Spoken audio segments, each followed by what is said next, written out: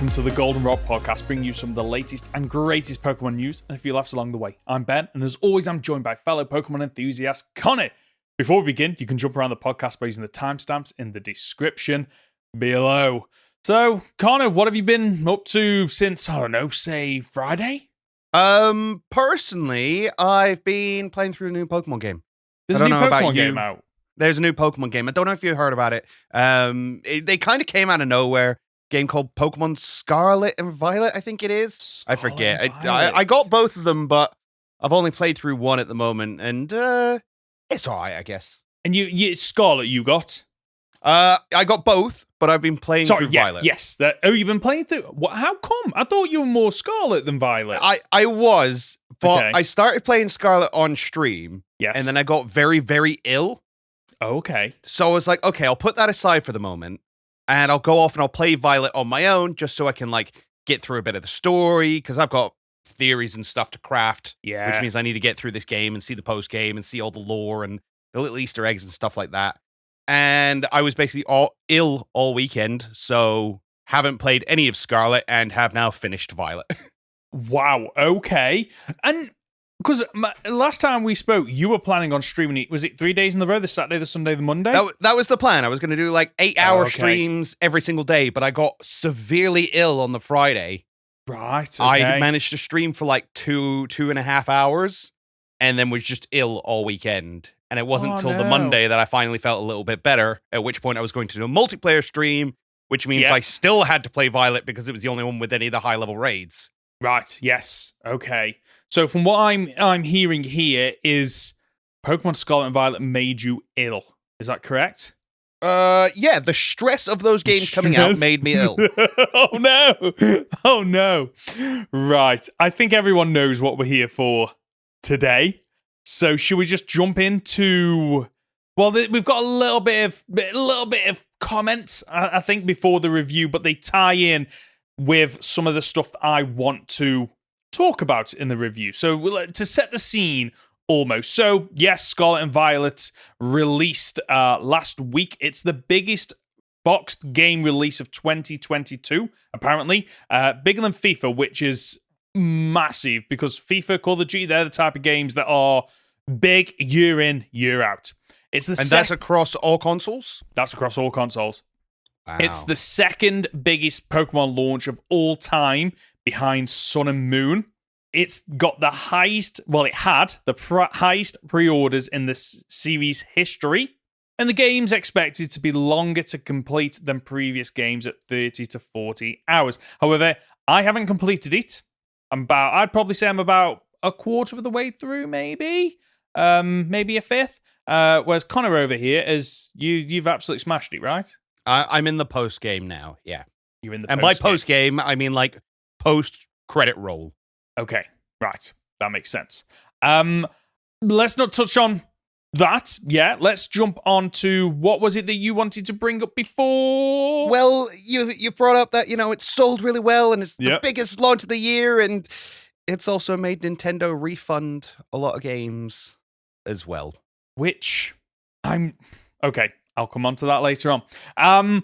So before when I was pulling together my notes on how I wanted to review Scarlet and Violet, I thought I'll go and have a look at Metacritic. Metacritic is one of those sites that I don't really base anything on. I don't look at that before I buy a game. Typically, I know if I'm going to like a game based on reviewers that I trust. I've built something up because I'm like, okay, typically 9 times out of 10, what they say is how I feel about a game. So therefore, if they say I'm going to like something, chances are I'm going to like it. But I wanted to check out Metacritic. I try to avoid it because typically, if you look at Metacritic, either something's the best thing ever or it's the worst thing ever. There's no real balanced middle ground. Well, however, we're going to rate this either hot or snot. You know that. We are. We've got to do one or the other, haven't we? So, the Metascore on Metacritic is sitting at 76. So that's made up of the critic reviews. So 76, not bad, not great, but I'd say quite good, right? Quite positive. I mean, what did Ruby, what's the famous Ruby and Sapphire one? 7.3? Yeah. So it's not bad. It's about the same. The user score, on the other hand, is sitting at 2.9. It's got a giant... That's the one I saw. Giant red circle behind it, and that is based on 1,868 ratings. So that is a lot of negativity or negative reviews for this game. Yeah. And if you Google Pokemon Scarlet and Violet reviews, you get the Google users reviews. 58% of people like the game. Wow. And it has an audience rating out of 5 of 2.7 stars. So it's quite consistent then across multiple review places, forums, whatever you want to... Now, go on. I would argue that a lot of this is review bombing. I'd agree. You know, we see it a lot. You know, anything Marvel has done recently has been like review bombed to death. Fans and quote-unquote fans get quite irate and decide to take to the internet and decide to make it a bigger deal than it is and burn everything to the ground with their hatred. And it's just not necessary. I am not saying the game is not flawed. The game is flawed. It is. It is not unplayable. It's not unplayable. It's not unplayable. Does that make sense? Like, so, like for me, the reviews that you see on Metacritic, I personally think the user score is lower than it should be, but I probably think the critics are higher than it should be. It should be balanced somewhere in the middle, is my opinion. I don't know. I think I side a little bit more with the critics. Okay. I think the game is fun to play. Yes. I think the story is very strong. Okay. It's maybe a little bit generic, but considering what we've had to deal with for the last like 3 generations, it's pretty good. The characters are some of the best written they've ever been in a Pokemon game. Okay. Both individually and their interactions with one another. It's actually just fun to play. And yes, there are bugs in it, but the bugs are only funny. I never came across anything. I never came across anything game breaking. Right? No, it's not Sonic 06 levels of I literally cannot play the game because it doesn't work. Okay. Although I will say I did have my game crash once. Okay. Oh, wow. Which is not a great experience. No. Okay. But I kept wanting to come back to this. I kept wanting to explore. Yes. I was pulled out a little bit of the experience I was having when I came across these graphical glitches and bugs and the shadow jumping around and people in the background moving at 6 frames a second and things just popping into existence out of nowhere and stuff. I get it. It's not perfect and it's not what I want, but I still had fun with it. Yes. And I think people are far too quick to jump on Game Freak and jump down the throats of this game to be like, no, I hate it. It's the worst thing ever. I feel my rage. I want to be angry because anger fuels me. Yes, I'm the number one. It's like, you're an idiot. Shut up. Okay. Sorry. Straight in there. Love it. So I've been back and forth on this game. There have been times where I've been bored, times where I've been excited, times where I've loved it, times where I've been really frustrated with it. There have been times where I've just thought, I'm just putting this down. But most of the time, it's a case of I really want to pick this up and explore and delve into it a lot more. And I've been trying to think of like the phrase that I came up with about 2 days ago that is just I've just been unable to get out of my head is it's an unacceptable step in the right direction. And by that, I mean that there is a lot of love that has gone into this game. There is a lot of changes and scope that have been expanded to be something that Pokemon has never been before, and it is where I want it to go in the future. This is the step in the right direction. Where it fell on its face. Where it's fallen on its face straight out of the gate. And it's like, if you have got a really good game here, if you had taken another 6 to 12 months, you would have had a great game. You would have had a game that people would be talking about outside of the Pokemon community. You would have a game that is held up as, you gain a Switch, here are the top 10 games you need to get. And in there, you would have Breath of the Wild, Mario Odyssey, Pokemon Scarlet and Violet. Unfortunately, I think that it's probably in, the top half of Switch games. However, I don't think there is enough love and care in this that says to the fans, we're not taking you for granted.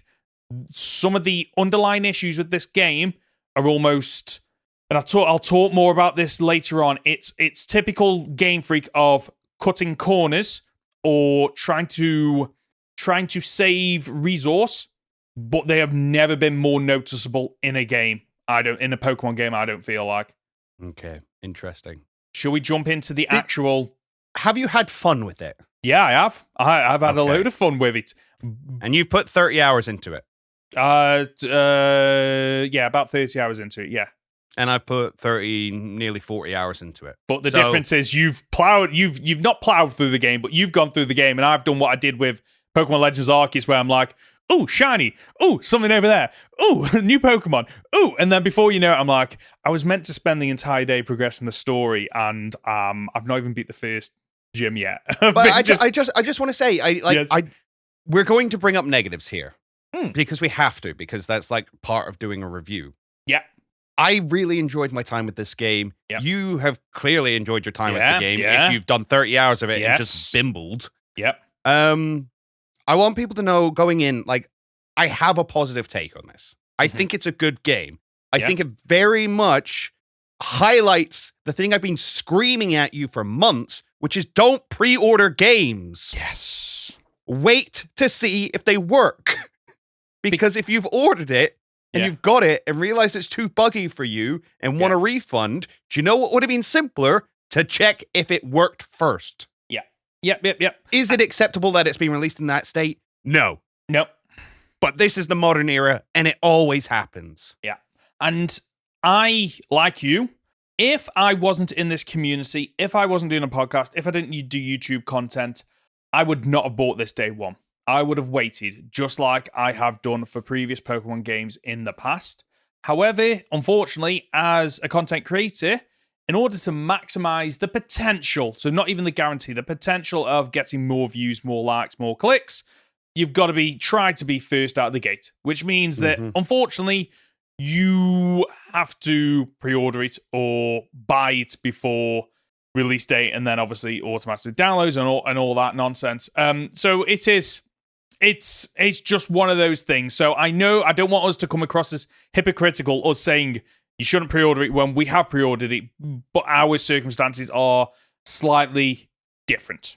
And I will say as well, I think Game Freak have been a little bit snidey with the way they've done this as well, where they said very early on there was going to be a day one patch. They said very early on there's going to be a day one 1 gigabyte patch. And I think that meant that a load of early reviewers didn't mention how the game ran. Yes. Because as far as they were concerned, it was going to be fixed. Yeah. Now, I'm also pretty convinced that another patch will come out and could fix a lot of these issues. I don't think it's unfixable. Agreed. No. I think for me, I like to think that things are fixable. The issue I've got is, the concern I've got is, have they got the skills in-house to fix them? Was it a time constraint issue? Or was it a skills in-house issue that led to some of the bugs and predominantly the frame rate issues and graphics? Because frame rate issues have never looked... I can't recall a game that frame rate has ever looked this bad. Like, this noticeable. It's the dips in it. And again, I've said before, like, I'm not frame rate sensitive, but you walk into a city and it chugs. Oh, yes. Oh, and what really upsets me, I'm going to go off on one just a little bit if I can. Go on. You walk into a city, it takes a while to like load all these big buildings and all the lights and everyth's flashy and it's all amazing. And there's nothing in it. Nothing in it. Yeah. You don't get to do anything. Right. Okay. Let's go through the order. Yes, let's get the structure. Otherwise, we're going to be all over the place. So let's start on something that I'm very positive on: the character customization. The very first thing that you do at the start of the game. It has never looked so good in a Pokemon game. The amount of customization you can do is fantastic. I have got 2 save files on this, and I look completely different on both of them. I absolutely love it. It's a strong start at this game, that's the first thing that you do, where it's got your typical pick one of the 8 characters, 4 boys, 4 girls. I was like, okay, well, I know where this is going because I've seen the trailers. And straight off the bat, you're like, right, you can customize pretty much everything about how your character looks, and it makes it so it's your experience. It makes it so it is you experiencing the game. Character customization, absolutely fantastic. What did you think of it? I liked it initially. Oh, okay. And then I started thinking about it a little bit more, which is, okay, how should we be reviewing this game? Should we be comparing it to other Pokemon games or just other games in general? Mm. Because if we're comparing it to other Pokemon games, sure, it's got plenty of customization. Yeah. If we're comparing it to other games in general, it's not good enough. Okay. Like, the simple fact that I couldn't have ginger hair. Oh, is that not a thing? Yeah, it's not a thing. You can have bright red scarlet hair, but there's no ginger hair. Okay. Now, realistically, why do I not have a color swatch? Well, why can I not just have an RGB? Yes. I move it across and have whatever color I want. Okay. Why are there no sliders? Why are my eyes really far apart no matter what? Okay, yeah. Right? Yes, they gave us loads of eye options and loads of eyelash options. And I like the fact that you can have all the different options regardless of what gender you pick. Yeah. That's great. But I don't think there's enough there for us to really praise it the way that we want to. And the other thing that really winds me up is the clothing customization really isn't there. So just to touch on that, the 2 different things there. Yes, it's better than any other Pokemon game customization. Absolutely right there. But thinking about, when you do compare it with other open world games, typically there's a lot more you can do, to the point where some open world games, you can make your character look ugly as sin. You can't do that in this. Your character looks, relatively just like a normal person, I guess. But your second point in the clothing, I haven't got to the point where I'm like, I want to change my clothing outside of the 4 default options, which are one for each of the 4 seasons. Well, good for you, because you can't. Are you serious? You can't. You can change your shoes, you can change your backpack, you can change your hat, you can change your gloves. You cannot change your actual clothing. You must wear your uniform at all times. You can choose one of those 4 options, and that's what you get. Okay, from a in-game lore perspective, I'm okay with that. Like, you are in school, you would be expected to wear school uniforms. Right, but however, let me mix and match. That's true. However, let me decide if I want to wear the tie. Let me decide if I want to wear a jumper. Let me decide if I want to wear the body warmer with the shorts or the trousers or the blazer, or let me put things on and off. Yes, I guess where I was going with that is yes, it's a school. Yes, you should wear a school uniform. However, that's almost like a cop-out answer, because why are we going backwards in terms of character customization? How is it that a mobile Pokemon Go game has more customization options than a mainline game? Yeah. I don't need... Right. So I'm weirdly enough going to pull up Harry Potter here. Okay. Because it was one of the big things that happened in the 3rd movie of Harry Potter, was the director came in and went, look, they're all kids. They all have to wear their school uniform. We get that. But we don't want them all looking the same. Mm. So let them decide how they wear their school uniform. Yeah. And again, you've got different trousers in here. You've got long sleeve shirts. You've got short sleeve shirts. You've got shirts with them rolled up. You've got blazers and body warmers and dungarees and all sorts. Let me mix and match these. Yeah. If I have to wear my uniform and there's a limited palette because of that, fine. But for instance, you wear a body warmer if you put on the autumn gear, right? Yeah. Arvin also wears a body warmer, but his is open. Yeah. Why can't I have mine open? Okay. You have limited it, which is fine because I get the lore. Yeah.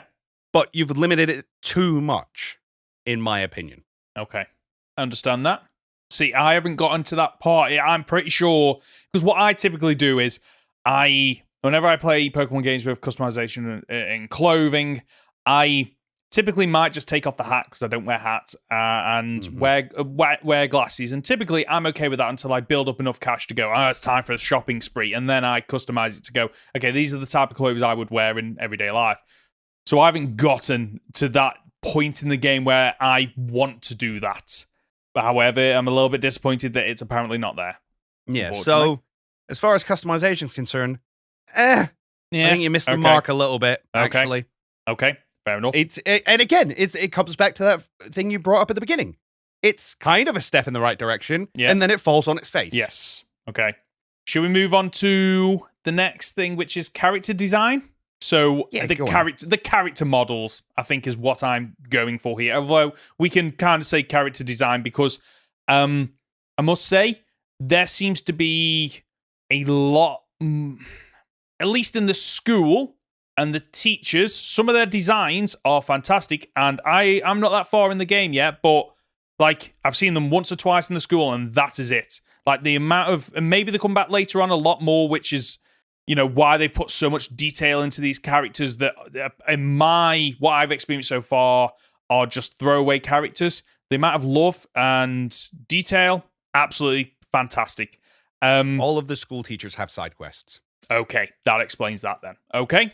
The actual models, I don't know the actual phrase, like the character models, the texture models, whatever you want to call them, never look so good in a Pokemon game. Like the quality of some of the, like Arvin's shirt when he's in one of the caves, for example, and you can see the light shining off it, and it's different depending on when you see him in the different lighting, and you can see almost all the like crisscross patterns on his t-shirt. Look absolutely amazing.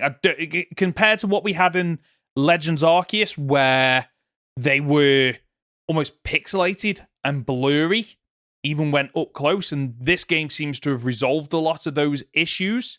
However, there are still a couple of issues with hair clipping, which infuriates me to this day, because I'm like, just change the character's hair. Like, it's as simple as, I know what you're going for, but just move. If they've got a fringe, move the fringe further out. Move it further up. Don't make it flop so much when they move around. There are issues there. Talking about Arvin just cutting into his nose with his hair and stuff. And I'm just like, okay, fine, whatever. Like, I'm one of them where, like, I will say that graphics aren't the be-all and end-all for a game for me, but when I notice issues, I notice them. And it's like, oh, okay, right, that does take me out of the experience a little bit, but I understand that might not be for everyone. The only last comments I've got on that are that, unlike some previous Pokemon games, adults actually look like adult size in this game, and children actually look like children in this game, and they're not all some weird hybrid chibi style where they're all practically the same size, and I really appreciate that. Yeah, I'll give you that. As far as character designs are concerned, yes, I like most of them. Weirdly enough, I like a lot of the NPC ones as well. And what I want to draw attention to is the female NPCs in this. Because we finally got a game where there's a variety of female body types. You have tall, skinny people, short or larger people. You have swole female bodybuilders, just jacked walking around town.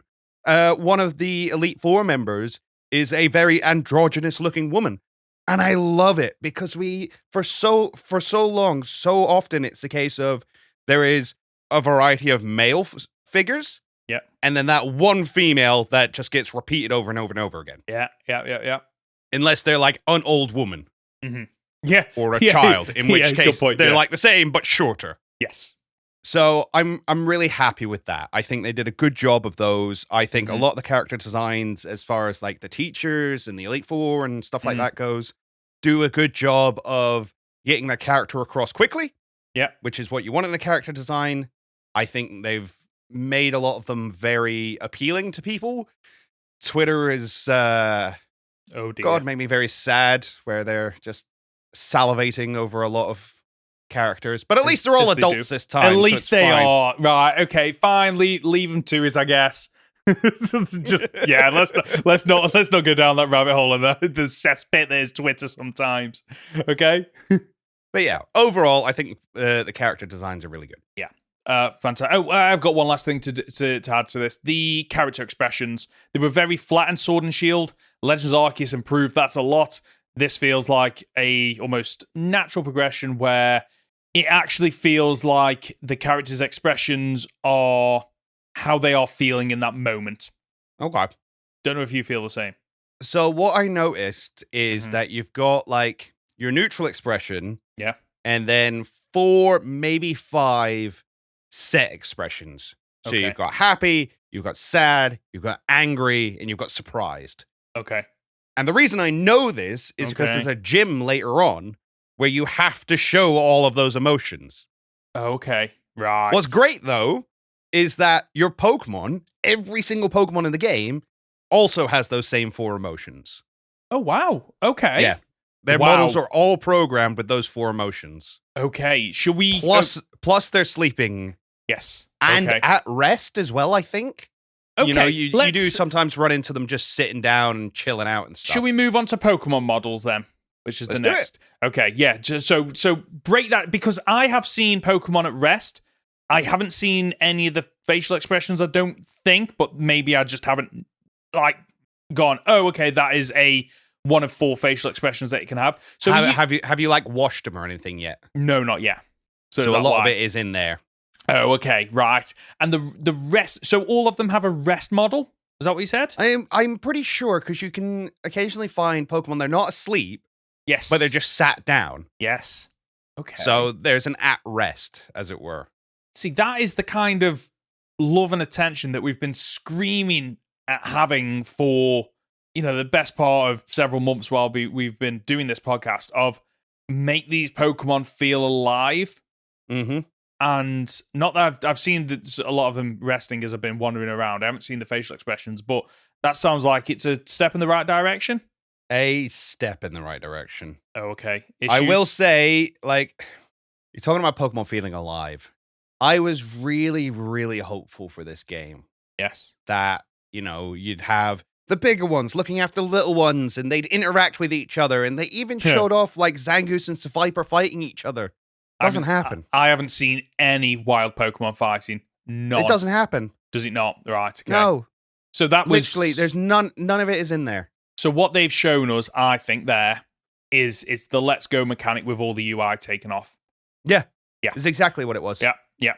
That is infuriating. I hadn't even thought about that from the it wasn't even a trailer, was it? It was like a demonstration kind of video, I guess. Oh, that was the Wiglet video, wasn't it? That was it, yes. Oh, it was yes. We're observing Pokemon in the wild. That's it. Look, these two are interacting with each other. Except from they don't. They don't. Right. And you're absolutely right that as you're wandering around, yes, you do see, a evolved Pokemon, typically one, hanging around with the pre-evolved forms. I say hanging around, they're all just stood in a circle, typically, as you approach them. They're all just there. They're all facing the same way. They're not interacting. They're not all in different animations. Typically, you run up a hill, they pop in. It's like, oh, there's 6 Skidoo surrounding a Go-Go in the middle that are all looking towards something in whatever the direction distance. they want. Yeah. Which I saw one instance where it was like a Sawsbuck followed by a herd of deerling were running, and the Sawsbuck was leading. Okay, that was kind of cool. Sorry, no, there is one that to be fair to them, there is one moment where I was running up a hill. And it surprised me because they just spawned in that 2 Donphan were rolling down the hill. And I thought, wow, that is, where's that throughout this entire game? Because that, at that point, made me think, there's almost like a story there of they're at the top of the mountain and they're playing and they're like, oh, let's roll down the hill. And they roll down the hill and they're just trying to have a race. Like, there's almost like a backstory there of, yeah, these Donphan, they're alive. They're having fun. They live. They experience. Most of the Pokemon in this game just feel like digital assets thrown onto a map. Yeah. They don't feel alive. They just kind of pop in out of nowhere and very quickly pop out again as soon as you ride past them. Yeah, which is in it's not what we wanted. I wanted this to be these Pokemon feel alive, and I don't think it was I was over expecting this. It's what they showed us in trailers. Like literally what they were promising that they didn't deliver on. I mean, I sat and watched Grafaiai all night. Not once did it go near a tree. Did it not? What a shock. No. What an absolute shock. The Pokemon models themselves, though. The textures look great. The textures look absolutely fantastic. They make the Pokemon seem more real. The fact that there are Pokemon that have fur in this game that you think, oh yeah, that makes sense. They would have fur.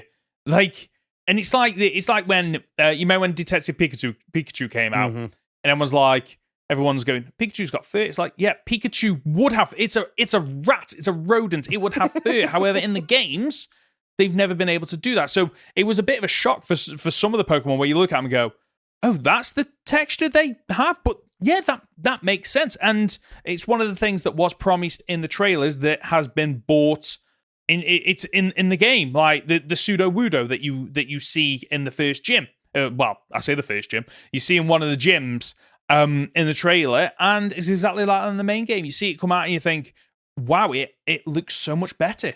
Yeah, it looks like a rock. I can tell. I think some of the metal Pokemon are maybe a little bit too shiny.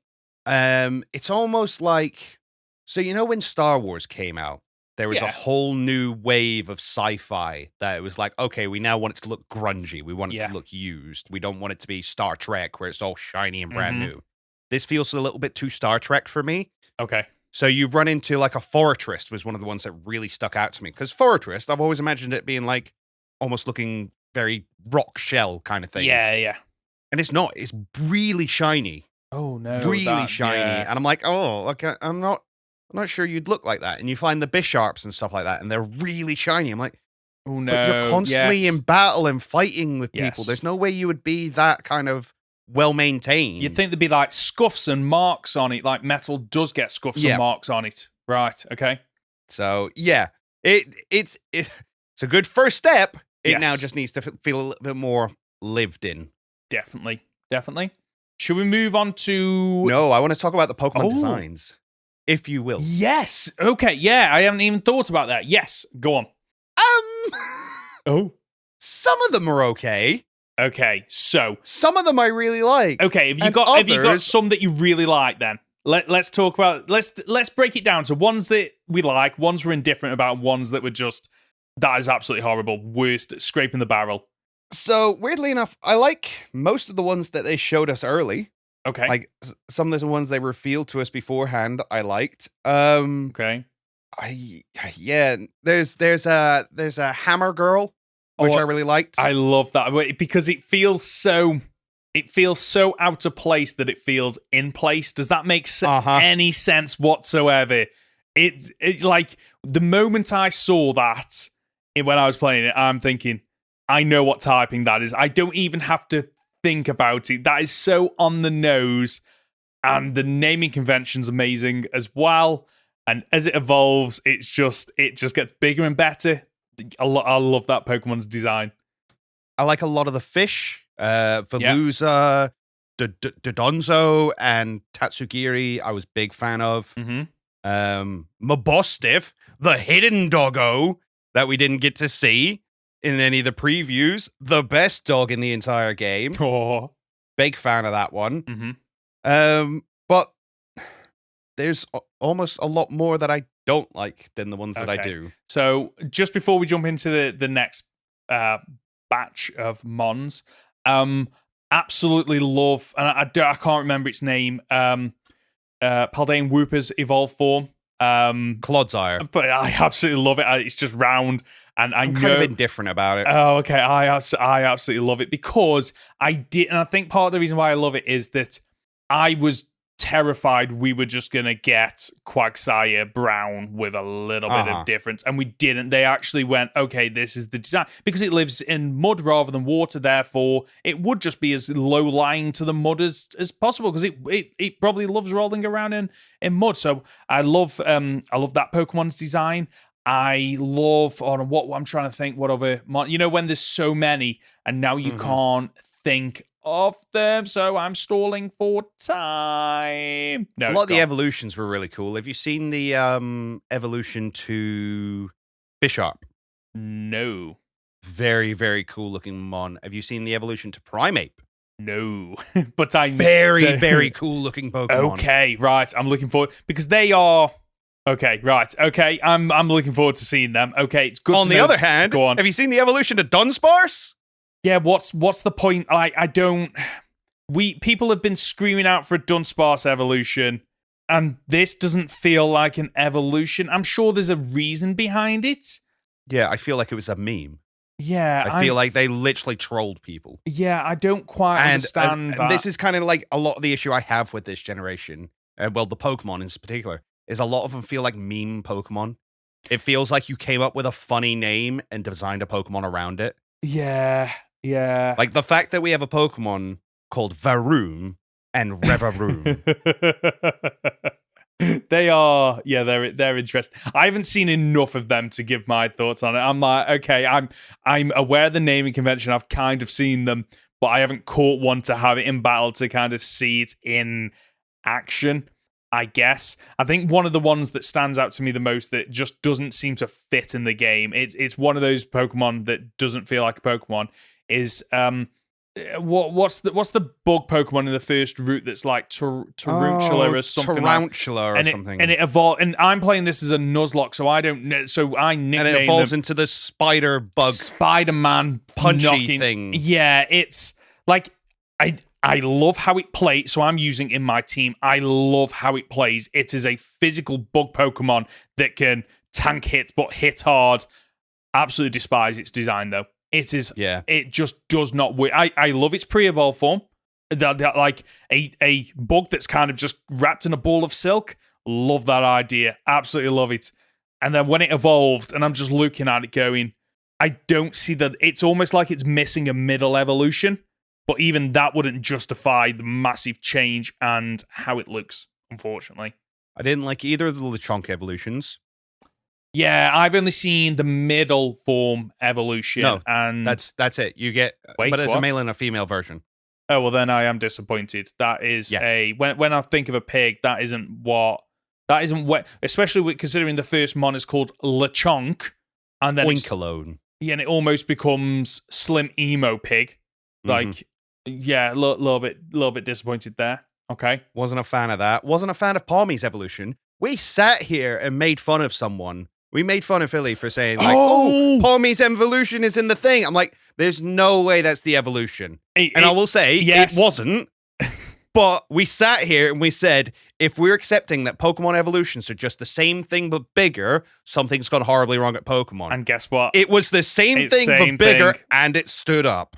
Yeah, I was really just I just confused when I saw that. I was in someone else's stream watching it, and then they brought that up, and I just looked at it and I thought, wait, it still hasn't evolved at that level. And then I looked closer, and it was electric fighting, I believe, and straight away I'm just thinking, oh, okay, that's a little bit lazy.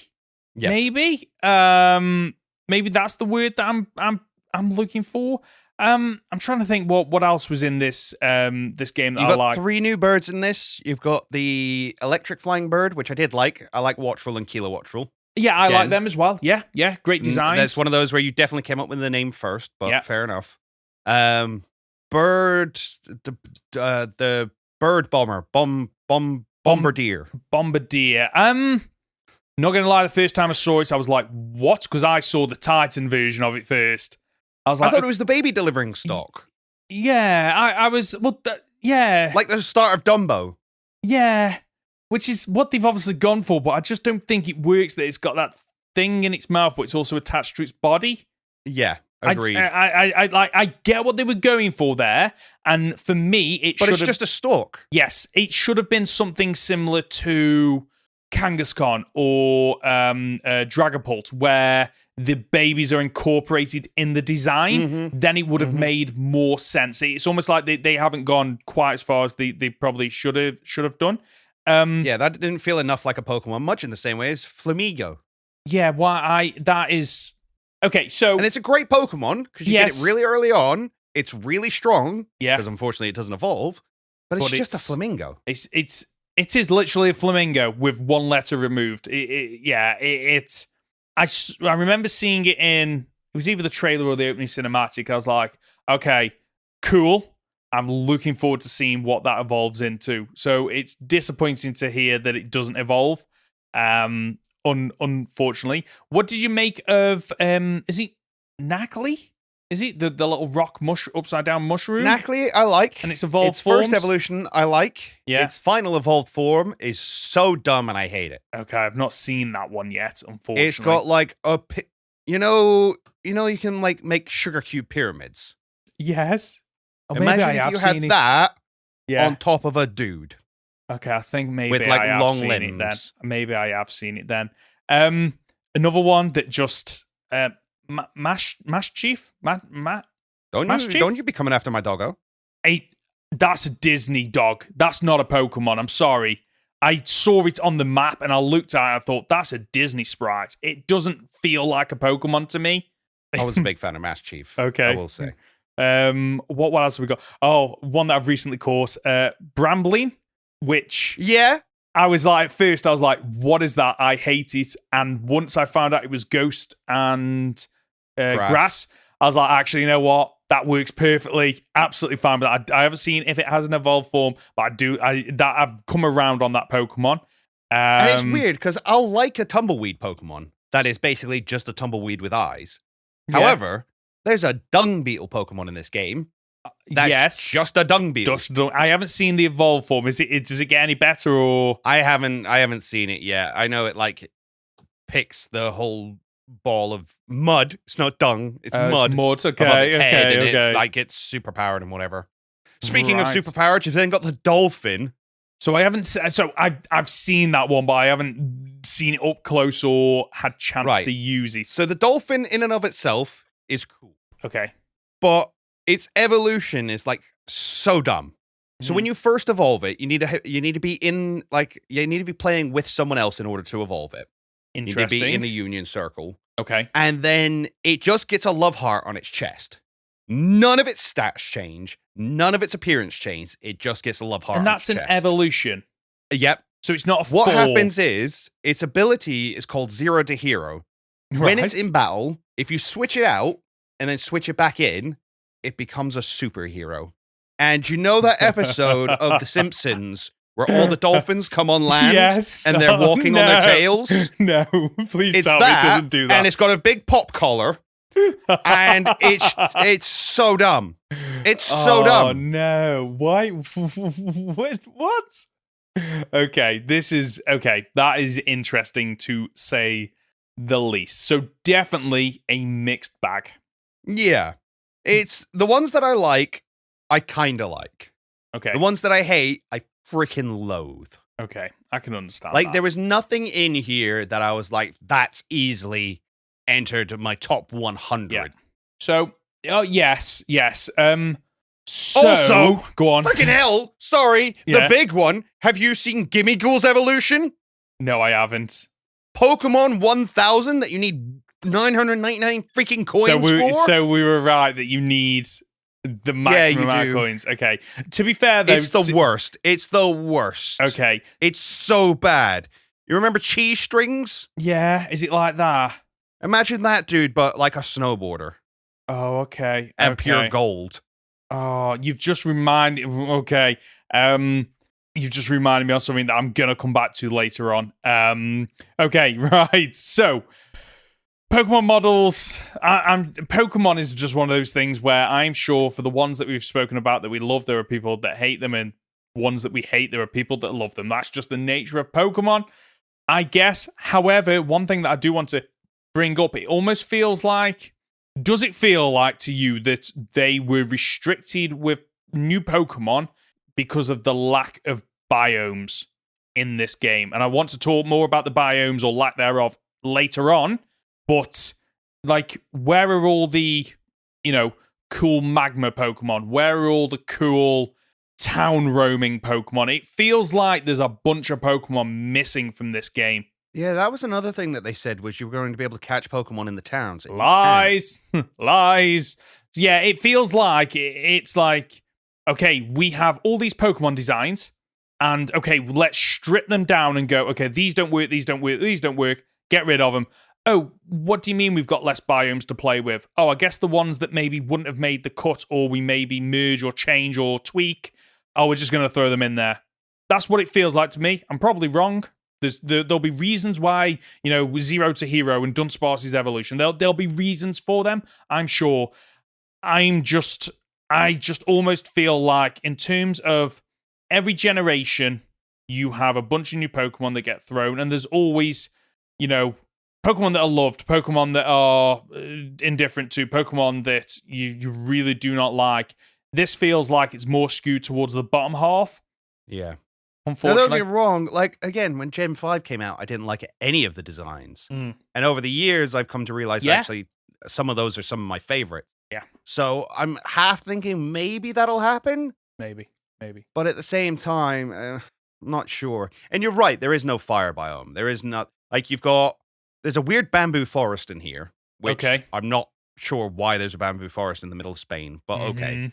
There's, like, a couple of forested areas, lots and lots of grassland. Yes.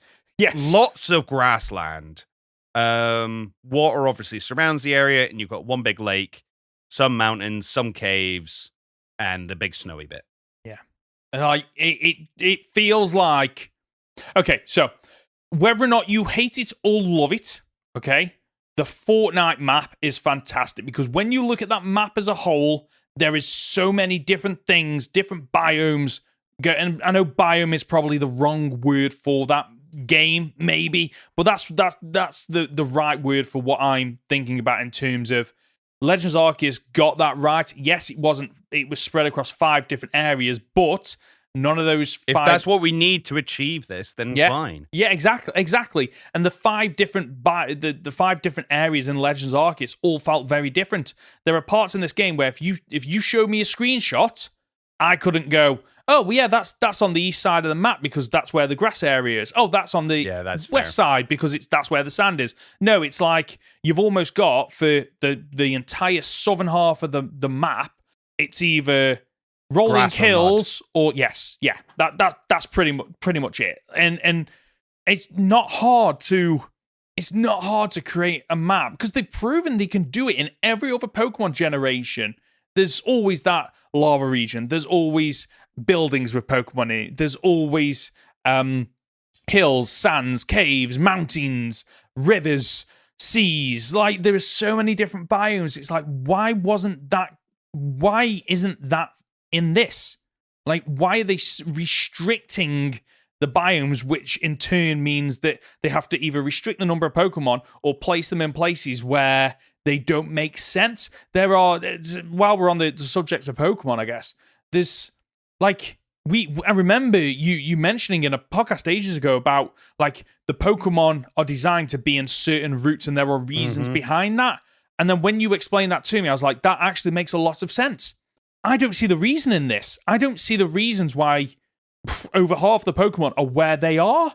Yeah. Because, like, the Pokemon that should be in the towns aren't in the towns. Then you have Pokemon that are near towns that should probably be in caves.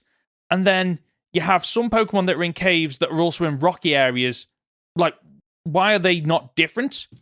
Like, the caves aren't the same as rocky areas. They are different in real life. Different animals, different fauna, different flora, like, thrive in those different locations. Should be the case with this. Very disappointing that we've gone for an open world game and we've taken a step back in terms of... Yeah, it feels very samey. Yes, exactly. Right. Should we move on to difficulty? And you might be able to talk more about this than I can.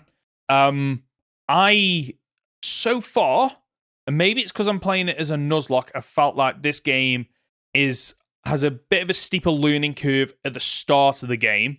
Pokemon seem to have more diversity and moves, and don't hold back and make stupid... when typically, oh no, they've hit me with a super effective move, I'm in the red. Okay, this is it, I lose, and then the next 3 turns they use, like, Leer or Growl. Like, it hasn't felt like that. My experience has been, if they can knock you out, they will knock you out. Don't know if that's the same experience that you've had. So I obviously haven't been playing it as a Nuzlocke. Haven't beaten the game. I think difficulty is a hard one to press on this one because of the fact that the levels don't scale. Yeah, agreed. Which means that you can make the game as hard, quote unquote, or as easy as you like. Yeah. You can run into an area and get completely creamed, or you can go back to an area later than you should and completely just run over it. Yeah. What I found was the first Team Star base was probably one of the hardest things I did. So first fight. Which one did you do first? I did Mila first. I did the one that you're supposed to do first. Yeah, apparently, you're supposed to do first, which... It was rough, because you didn't know what to expect. You didn't know how, the Starmobiles worked and stuff like that. Plus, I will also point out that the Starmobiles are the only time in the entire game where you get to play on set mode. I didn't even... Wait, what? Yeah, I'm really annoyed. They've taken out... You can't play on set mode anymore. You can't turn off battle animations anymore. There's just no options for them. They're gone. They're gone, right. So God forbid you want to make this game harder for yourself. Yeah. That first battle was hard, but then what I found was, like, everything was really easy all the way up until the final Starmobile battle. Okay. And then everything was really easy again. Okay. Like, I had 2 hard fights in the entire game, and it was the first Star Raid battle and the last one. So, I think what would be... you're right. I think if we're talking about difficulty, we have to talk about the lack of level scaling. But I think what we also have to talk about is that I get what they're trying to go for here, where, okay, we want you to play it your way. I get that. However, looking at it, I think that's just lip service. Like, because, unfortunately... Like, if you want us to play our way, then you need to make it so that it truly is our way, where, like you say, you don't do things out of order. For example, the first gym leader that they show in the trailer isn't technically the first gym leader, because he's the second. He's the second. And the Team Star base is the first one they show in the trailer. Technically the second, because the dark one is on the east side of the map. Is weaker. So the fact that dark, it's a couple of levels weaker.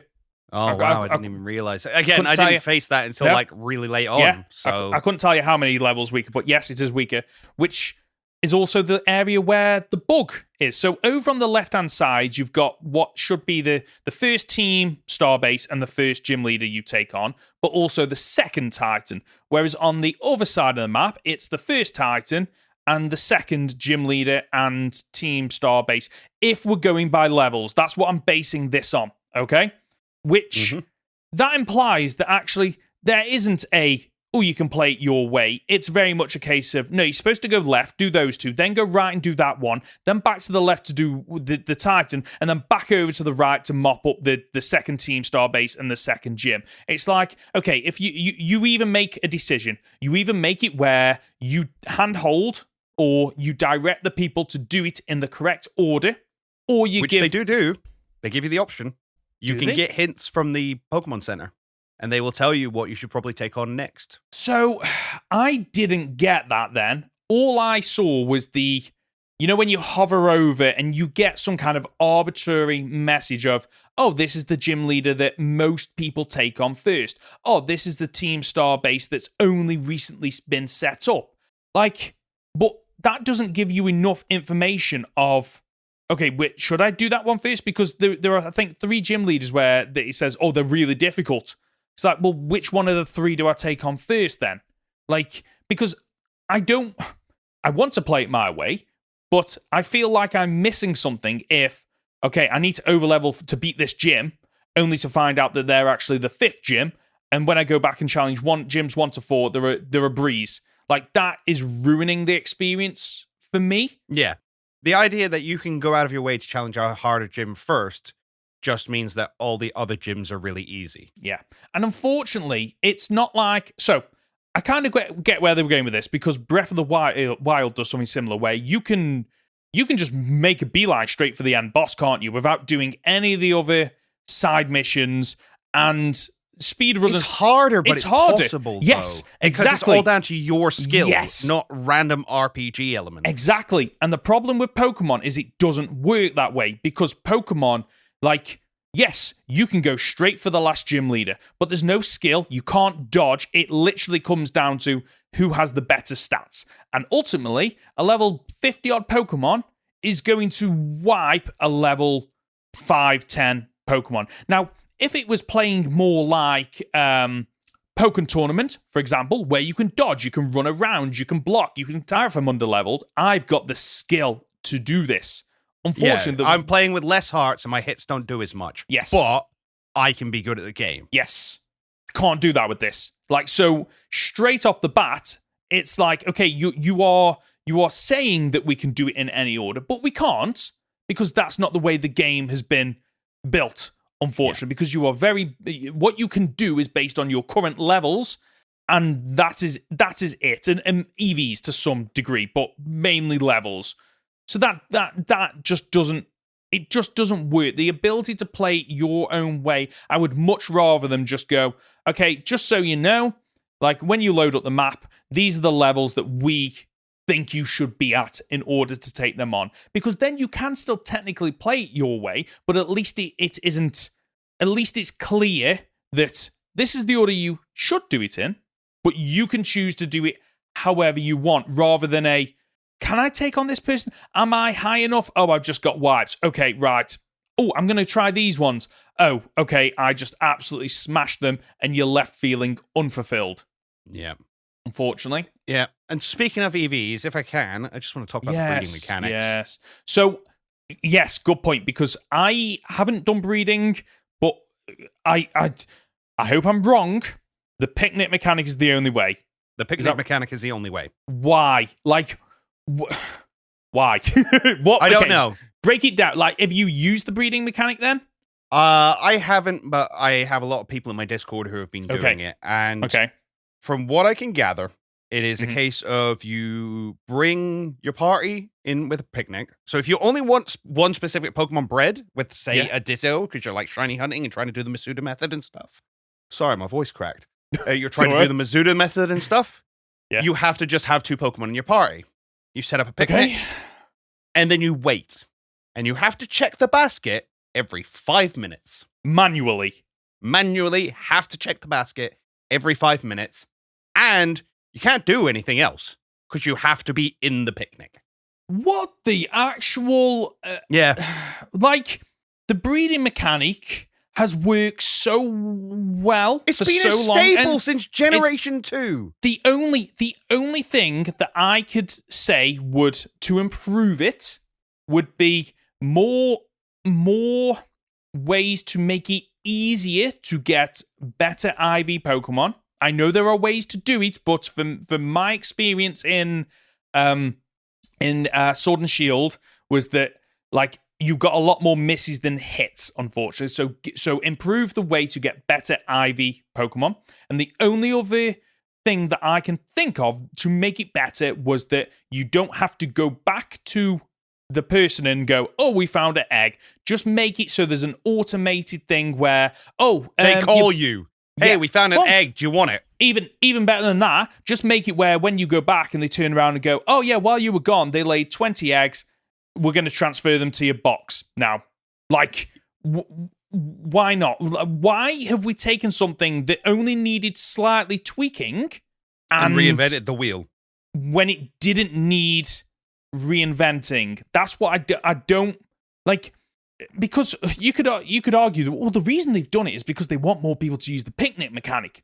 Okay, well, if you want them to use the picnic mechanic, make picnics fun. Yes, make them better. make them, just do something with them where it's fun and it's an experience. And again, the thing that I come back to is Breath of the Wild. Like, the cooking in that is literally you just go into your bag, you choose a bunch of items, you throw them into a cooking pot. There's a little bit of a chime, ding, it's done. And then you've got an item that you can use at any point that's, okay, right, this gives me plus 5 hearts, plus whatever. And you could have done something similar to that where you, instead of a picnic, well, it would be a picnic, but it's just a case of, right, okay, these are the items I'm using, prep, done, okay, these are the bonus things that I get, bonus experience, bonus catch, whatever it might be.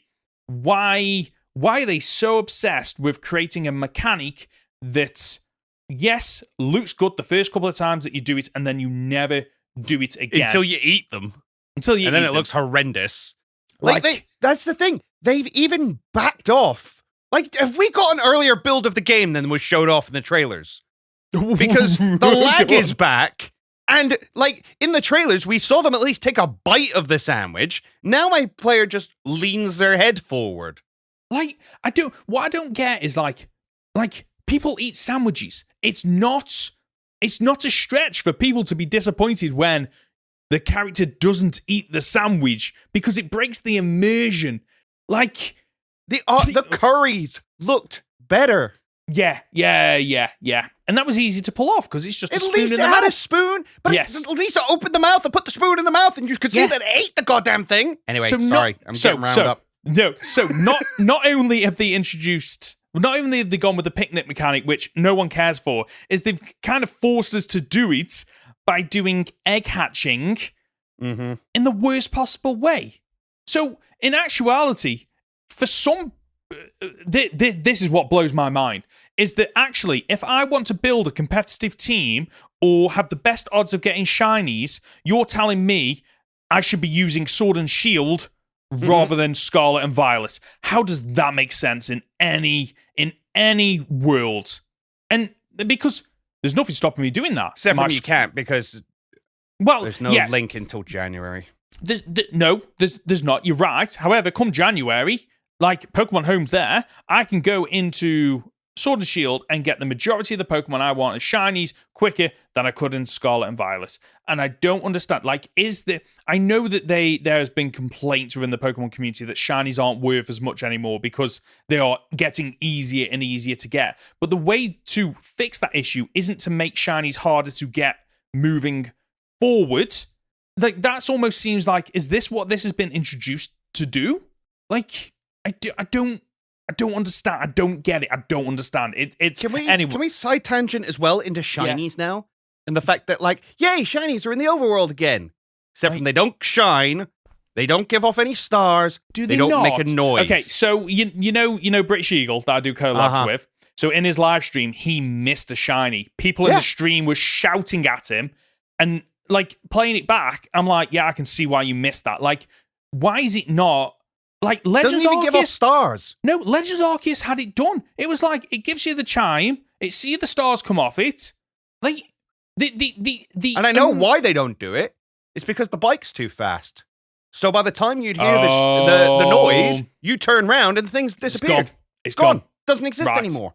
Okay. Well done, Game Freak. Okay. We've still got a lot to. But it does mean that, like, shinies are just underwhelming now. Yes. I had a cloth walk up behind me that was a shiny, and I was like, "Oh, hello, nice to see you." Where, like, cool. like shiny should be one of those things where, like, and I know not everyone loves Pokechus when they're like, "Oh my god," they're jumping around and they're kicking off, but that's how it should feel on the inside. You're trying to get, yes, and like. I haven't encountered a shiny in this game yet, but if it doesn't do the noise and the stars in the overworld, I'm like, right, well, yay, I guess. Great, I've got it, but I'm not going to feel amazing about it. It changed it from, oh my god, a shiny to... Yeah. Shiny. Is that a shiny over there? Yeah, exactly. Especially for ones that are so close to the normal base palette color.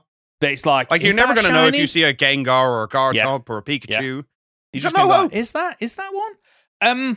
Should we move on to? We've kind of already covered it. Pokemon gyms. No, I do want to talk about Pokemon gyms. Specifically, like the gym challenges. Okay, go on. Some of them are okay.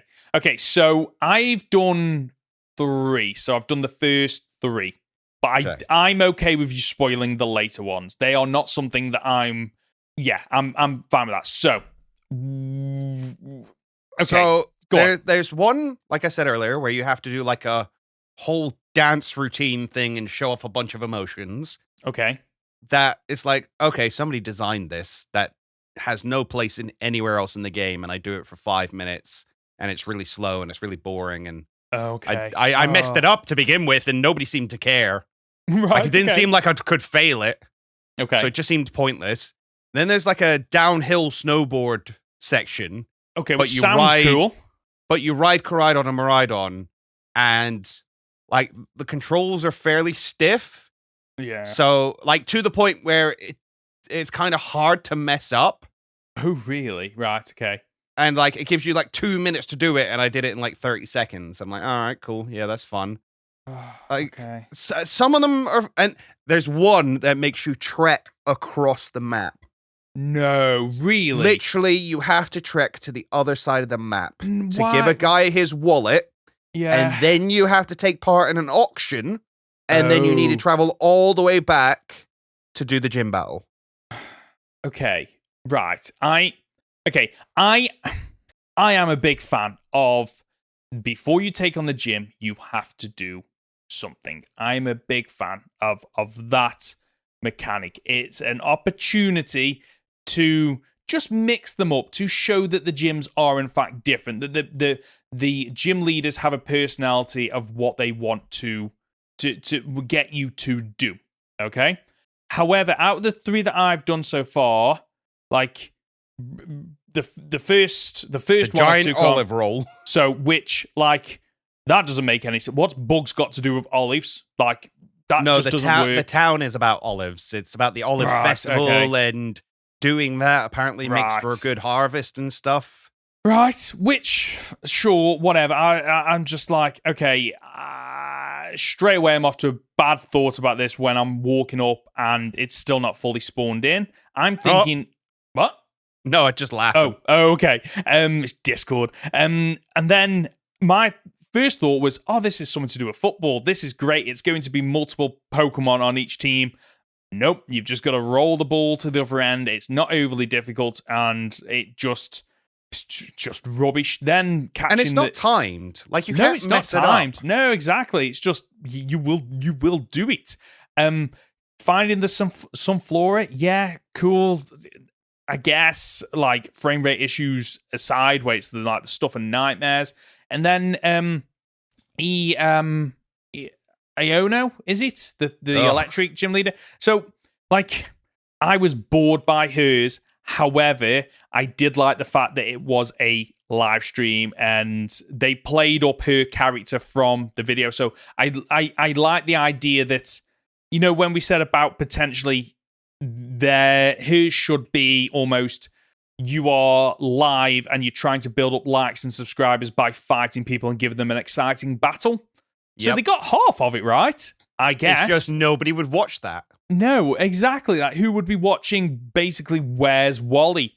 Or Waldo for our American audience. Yes. So the first 3 that I've done just kind of feel a bit flat, and maybe, yes, they feel like they are the right thing. Well, this is the difficulty, because the first 2 feel like they are right for the town, but not right for the gym leader. And the third one feels almost like it's right for the gym leader, but not far enough right for the gym leader. Does that make sense? At least with Sword and Shield, it felt very much like, I felt almost like, yeah, feel almost like the gym leaders have had their say, and this is what I want my challenge to be. This doesn't feel like that. And none of them have anything to do with Pokemon. No, they don't actually. I mean, yes, I'm literally sitting here thinking, like, there's one that's just double battles. There's one that's you got to go around and do like a scavenger hunt to find clues of a menu item to pick. And there's one. No, that's it. I've covered them all now. The 3 that you've done and the 4 that I've mentioned. They're just nothing has anything to do with Pokemon. No. Which is just like where's my herding Wooloo? Yeah, like, I love that one. It's so good. It's so... And it makes sense. And, like... Okay, right. Look at the quality of the herding Wooloo one as well, compared to finding the Sunflora. Like, we've almost gone backwards in gym design. I can't help but feel... Well, most of them don't even have gyms. But they don't. None of them have gyms. There's a big open field, which is just, like, for the town's use. There's no...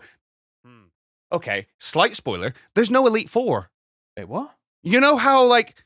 Or there are 4 Elite Four members. Yes, but you know how before you would go and you'd do the Elite Fours and they'd all have their individual rooms that were spec'd out to their typing. And no, they all fight in a boring little room.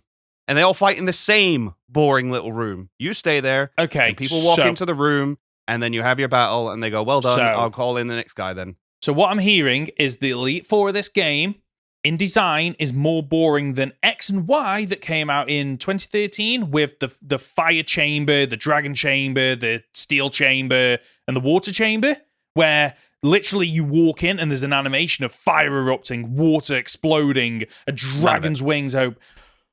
And this goes back to what I said earlier on, where once you start to see where they're cutting corners, you cannot unsee it. And it's infuriating. I was really positive at the beginning of this podcast, and I'm just going more and more downhill on this game as we talk about it. The only thing I've got to add to Pokemon gyms is the music that kicks in when they terrestrialize the last Pokemon. Absolutely fantastic. Still love it. However, it's building off the success of Sword and Shield, so I can't give it full marks in this. However, what I can say is that the crowd's cheering feels fake in this. Because Sword and Shield worked. It's a crowd of in a stadium, thousands in a stadium. If you ever been to a football game over in the UK, you will know how that feels. In this, they've still got the chanting. I'm sorry, but 5 people are not making that chant. It doesn't make sense. I just go, well, that, and especially when it hovers over a person, just like doing the same animation of hands in the air. And their mouth's not opening. I'm like, right, okay, why have we gone backwards on the gyms? Like, I know they've obviously made a choice that we're going to make as much of this game outdoors, but why? What's the benefit? And I know what the benefit is. Because it's open!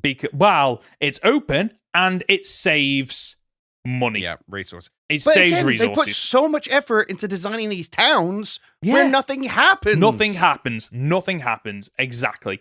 And you wouldn't... Right, one last complaint about the gyms is they wasted their own mechanic. What do you mean? The terastilization. Yeah. Okay, why is it when I walk into the bug gym, her terrestrial Pokemon terastalizes into a bug type? Should be the other way.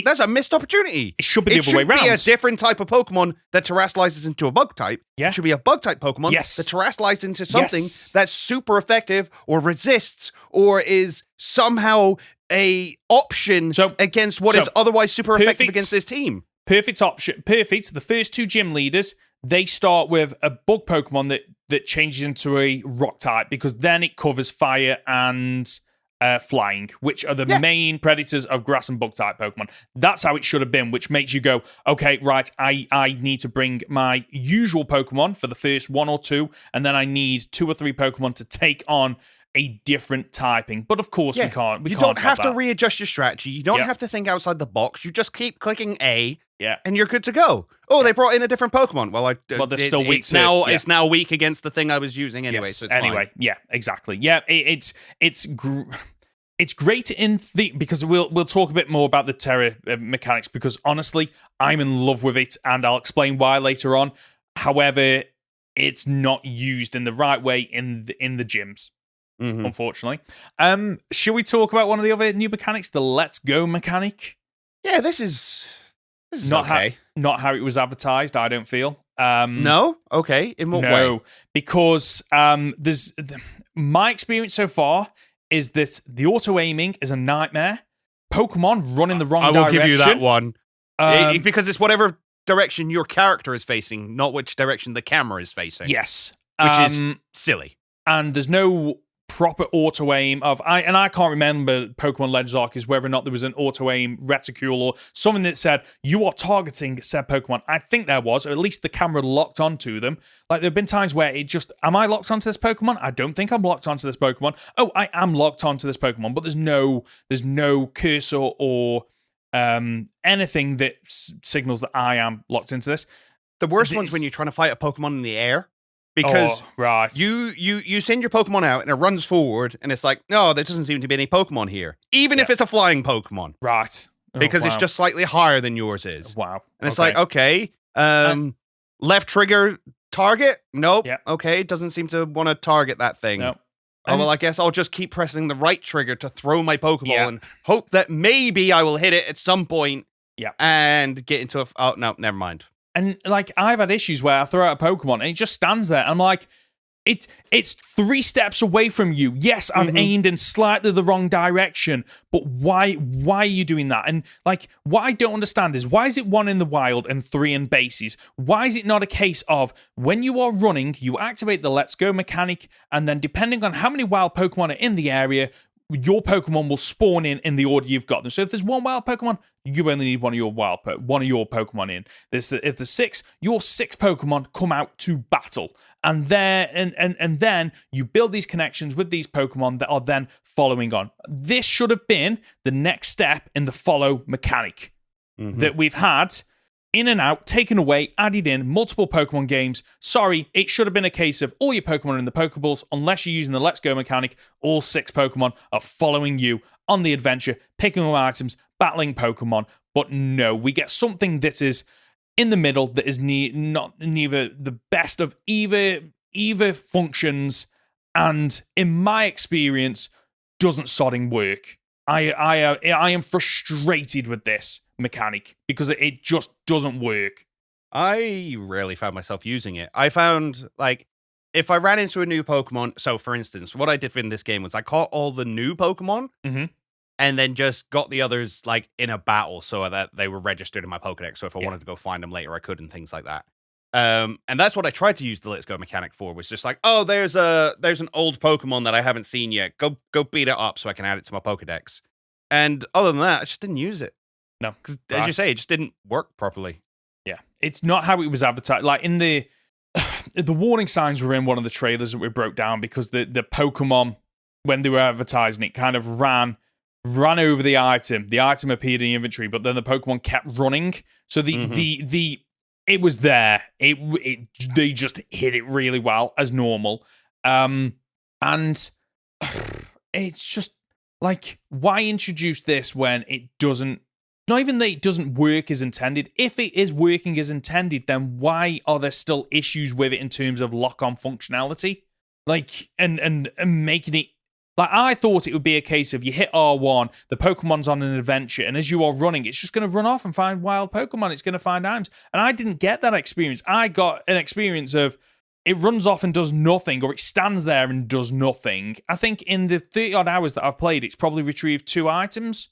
So the thing is, if you press the right bumper, you send it off in a singular direction, and it'll fight anything in that line. Yep. If you press right trigger, it will kind of wander around you.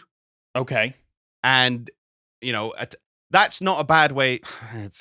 It's weird because you can send it into a bundle of Pokemon and it'll fight each of them in turn. Yes. But not always. Yeah. I've had that. And I've had it before where I've sent it in to battle a Pokemon in the Let's Go mechanic, but it doesn't stop that Pokemon that is approaching me. It's making a beeline for me. Yeah. So then I get pulled into a random battle. I'm like, this isn't what... Like, surely, if I send out my Pokemon in the Let's Go mechanic and a Pokemon is approaching me, surely it should be... Fight that Pokemon in the Let's Go, not in the... Yeah. Which makes me think, like, this is how... Like, going back, they're just data. Like, that Pokemon should see, oh, it's a threat. He's sent out a Pokemon. I need to battle this Pokemon before making a beeline for the trainer. And no, unfortunately. Yeah. Should we move on to Operation Starfall? Okay. Difficult one for me to talk about because you haven't finished it. No. So, as I've said, I've done 2. There's parts I love about this. So, so the battle at the end, I love. The Starmobiles are good fun. Yes, however, raiding the base, I think, is completely pointless. It's boring as sin, and they give you 10 minutes to do what takes 2 minutes at most. And you are literally just mashing a button. Like, there's no fun in that. What they should have done, in my opinion, and I know they won't because this is a different studio that made these games, so I'm sure there are some licensing issues there. You never played Pokemon Quest. I think I've asked you this before, but no. Pokemon Quest was quite good in terms of it was an automated, you go from point A to point B of the map, knocking out Pokemon. Every mon has up to 2 moves, and you can also get them to retreat if need be, if like area of attacks and stuff, like area of effect attacks. It should have been something similar that where you choose your 3 Pokemon, and then you can give them varying commands of attack together, retreat, defend, something like that. That would have at least given it a bit of strategy. There's no strategy. Even if they kept it the same, right? Okay. But added in towers that you had to take down. Yeah. Added in like, you must take out these 3 objectives. And then once they're down, the boss will come out. Rather than just run around the base for a little bit. Yep. Or arbitrarily beat 30 Pokemon and then they'll get annoyed at you. Is that the same for the remaining 3? Oh, yeah, they're all the same. It's the exact same cut repeat. You do 30 Pokemon at the front of the base, you run around, nothing happens, and then you fight one person on top of the Starmobile, you fight their team, and then you get thrown out against the Starmobile. The Starmobiles, I will say, are all broken. They all cheat. They've all got like 3 abilities. Yeah, which I love. That's what I like. That when I said earlier about the difficulty, that's what I like. I like when there is a challenge to overcome, but it almost feels like the first half isn't a challenge. The second half is a challenge. Wouldn't it have been better to have something that was a challenge throughout? Because these aren't, as far as I'm aware, these aren't mandatory to complete the game, right? Or are they? No, these are. Oh, they are. All 3 paths need to be completed to actually see credits. Right. Okay. Fair enough. Right. Okay. Well, I enjoyed it. I enjoyed it. I think the story is a little generic. Yeah. But this is again where we come down to: are we rating it compared to Pokemon, or are we rating it compared to other games? Because compared to Pokemon, these are some of the best characters they've ever written. And the story is really well presented. And I like the way it unfolds. For comparing it to other games, I wouldn't even say it's all right. I'd say it's really lackluster, unfortunately, in terms of execution. The idea is great. I love the thought that went into the there's almost this group of trainers that are just do not like the school or had issues with the school. They've left and they've created their own little bands, and you need to break them up. I love the idea of it. The execution you never see and Team gameplay. Star outside of their base. Like, why aren't they out harassing and... Yeah, outside of that first interaction with them, you never see them outside of the base. Do you not? Right, okay. Or I lied. There's a couple of areas where you see a couple of people who've like stepped away from Team Star. And they're like, we gave up with them. We're over here on our own. But that's it. Oh, okay. Should we touch on the Titan Pokemon, the third path that you can do, even though you can't play this game in your own way because apparently you have to do everything. So I've done the first 2 Titan Pokemon. So I've beaten Clorf and I've beaten Bombardier. Clorf, a little bit underwhelming, but I understand it's an introduction, so I'm okay with that. That is the perfect word for it. All of the Titan fights are underwhelming. Right, and they all follow the same strategy. Where, like, when we were leading up to this, we thought like the towers were going to be something, and you'd have to do a dungeon before you reach the Titan Pokemon, and they're going to be protecting the Herba Mystica, and it's going to be great. And it's not. You run up to them, you fight them once on your own, and then you chase them for half a meter, and then you fight them again with Arven. Yeah. So you want to know how poor these battles are? In the double battles, because I'm doing a solo challenge that I've been recording. So the first 2 I've done with the solo challenge. Both times I got knocked out, and Arven was able to solo them. Wow! Like, what that's the thing. The second half of it, after they eat the Herba Mystica, It's easier. Yeah. Like, how does that make any sense whatsoever? Like, these should almost be. Like, this, for me, the Titan Pokemon should almost be... Okay, the first battle is almost you get an idea of what they are, so I'm fine with how that plays out. But the second part, to me, should be almost... If you want to win this fight, you need to bring Pokemon that specialize in double battles, Helping Hand, Wide Guard, like those kind of things where, okay, it gives Pokemon that are better at double battles a chance to shine, and there's strategy to it, rather than, in my experience, my Pokemon got knocked out, but Arven's able to beat them. Like, that's not fun, in my experience. I don't like that. Because I will admit... It just proves that he doesn't need you.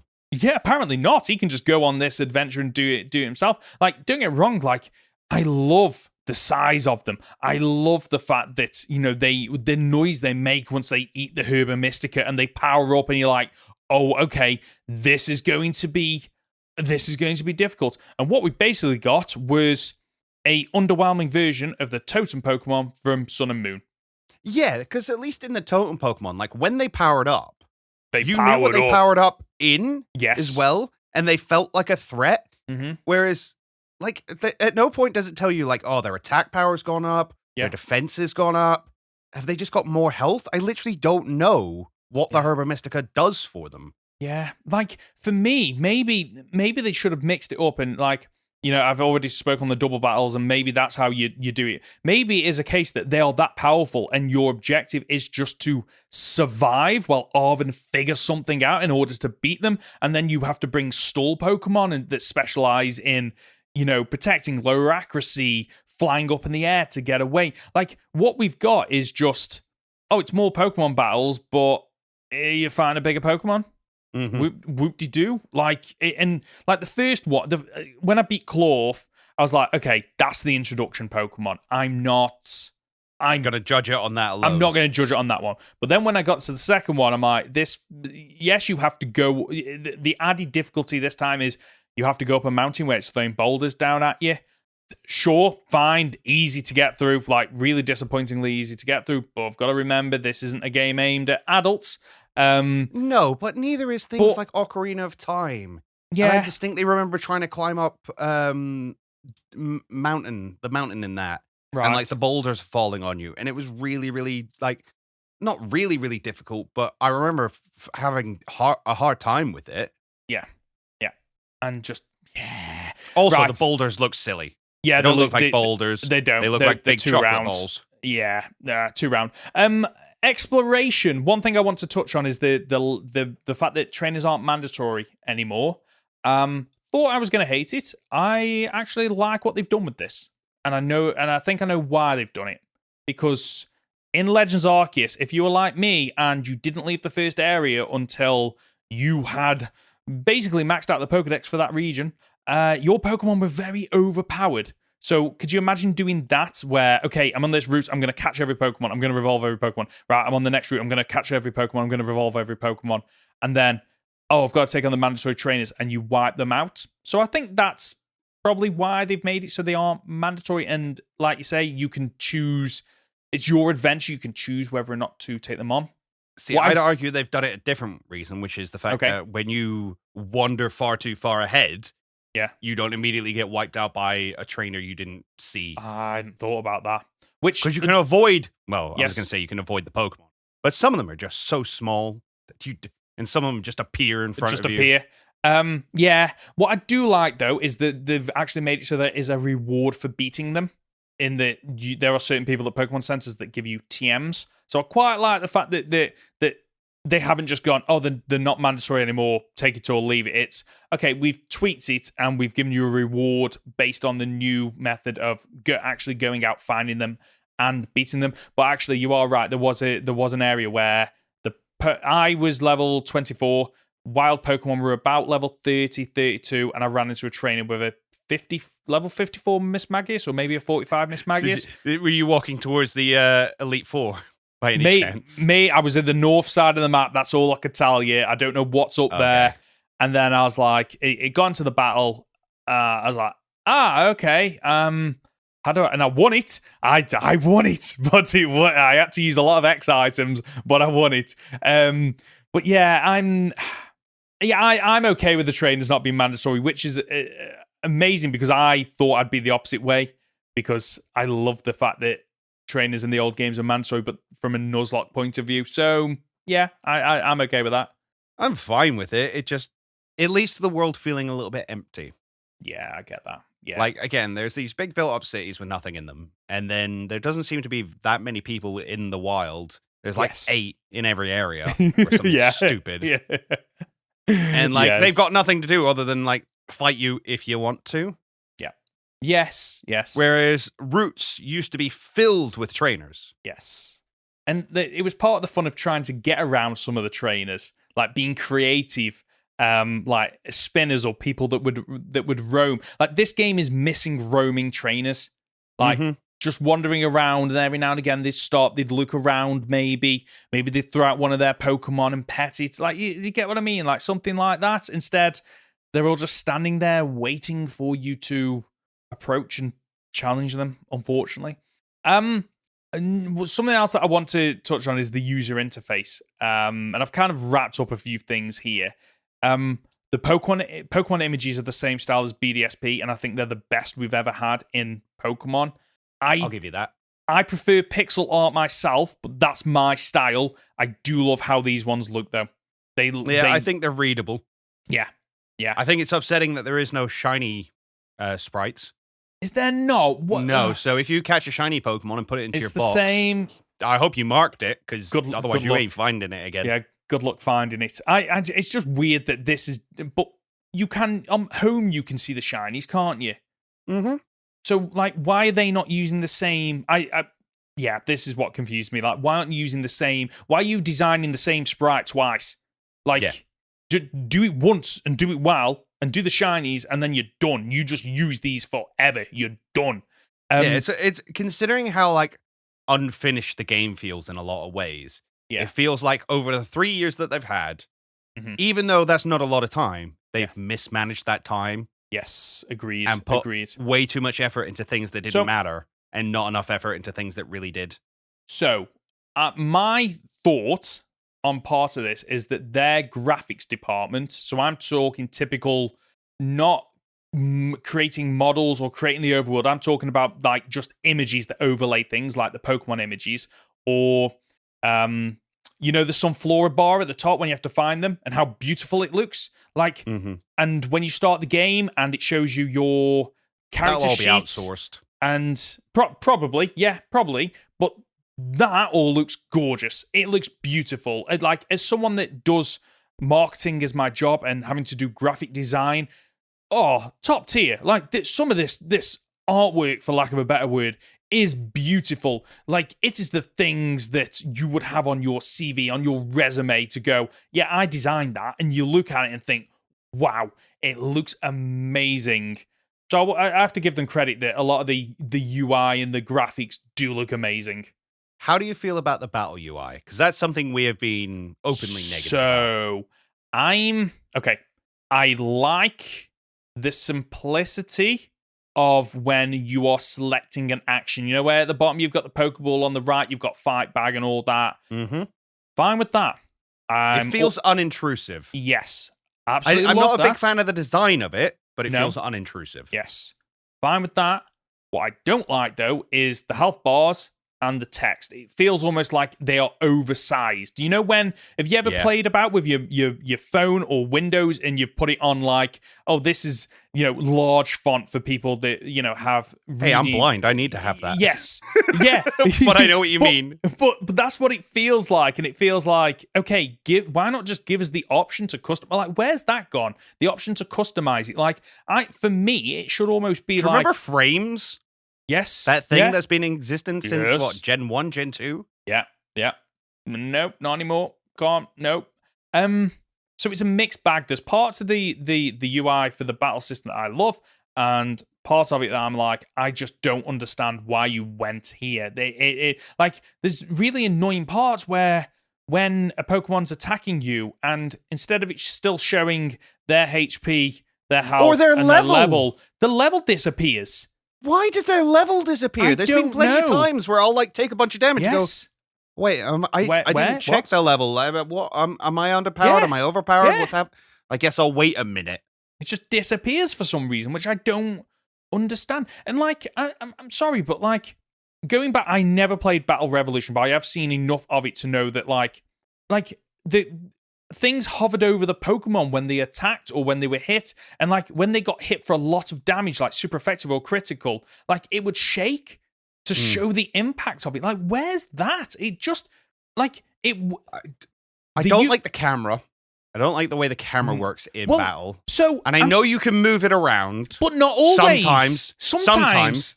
If you're in the wild, you can move it around, and sometimes you need to, because there was plenty of times where I literally couldn't see my Pokemon. Yeah.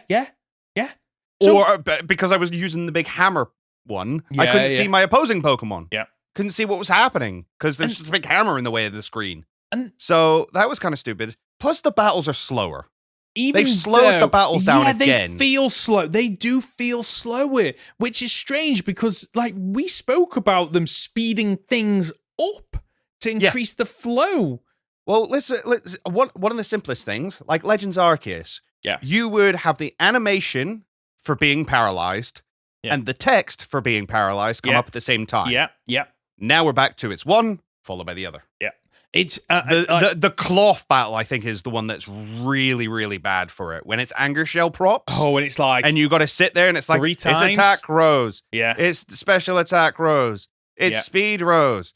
Yeah. It's defense dropped. It's special defense dropped. And what I've just said was like 3 times faster than it actually is. It is really, really slow, infuriatingly so. Unfortunately, Legends Arceus still has the best battle system, in my opinion, in terms of Luke's overlay and being able to run around, which is a huge thing. It makes it feel more realistic. Like, if you want me to be able to move the camera around, sometimes let me move it in and out as well so I can see the Pokemon up close and see their faces when they get hit or when they're powering up or see the fur on the body. Like, that's what I want. What we've basically got is you can rotate it around sometimes, and good luck when you're in a double battle and you can't see Arvin's other Pokemon.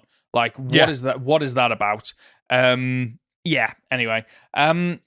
Should we move on to some of the new features then that we haven't discussed? We've not covered. So the shops, the fact that you can bulk buy now. But God forbid you could see the inside of them. So I'm going to come on to that. So bulk buy is great. I do love you get a receipt, like, cute. Wasn't needed, but yeah, I do like it. Annoyingly, you can't sell in the special stores. You can buy, but you can't sell. So I've had it where I've gone into either the Chansey or the Delibird store going, right, okay, I need EV training items. Oh, I haven't got enough money. Right, I'll sell some items. There's no sell mechanic, so I need to leave Mesagoza. I need to then fly to the nearest Pokemon Center, sell a load of items, fly back to Mesagoza, get lost trying to find these stores because they're out in the bum end of nowhere. And because the map doesn't always work great. Well, the map is another thing we skipped as far as UI is concerned. The map is garbage. Yeah, I think I've got that a bit further down. Actually, we might as well, no, I've got it in this section, actually. So yeah, the shops, I've made some great progress, but there are issues. I'm not going to discuss about not being able to go into the shops because that comes onto something else later on. For me, unless you want to pick it up now. No, it's fine. Okay. I'll wait. I'll hold on to my rage. Okay. It's fine. Okay. Multiplayer. Have you had a chance to play multiplayer? I have, yeah. Okay. Just the Terra Raid or the Union Circle? I played most of the game in Union Circle, actually. That's great. What did you think of it? Because it's better than I expected.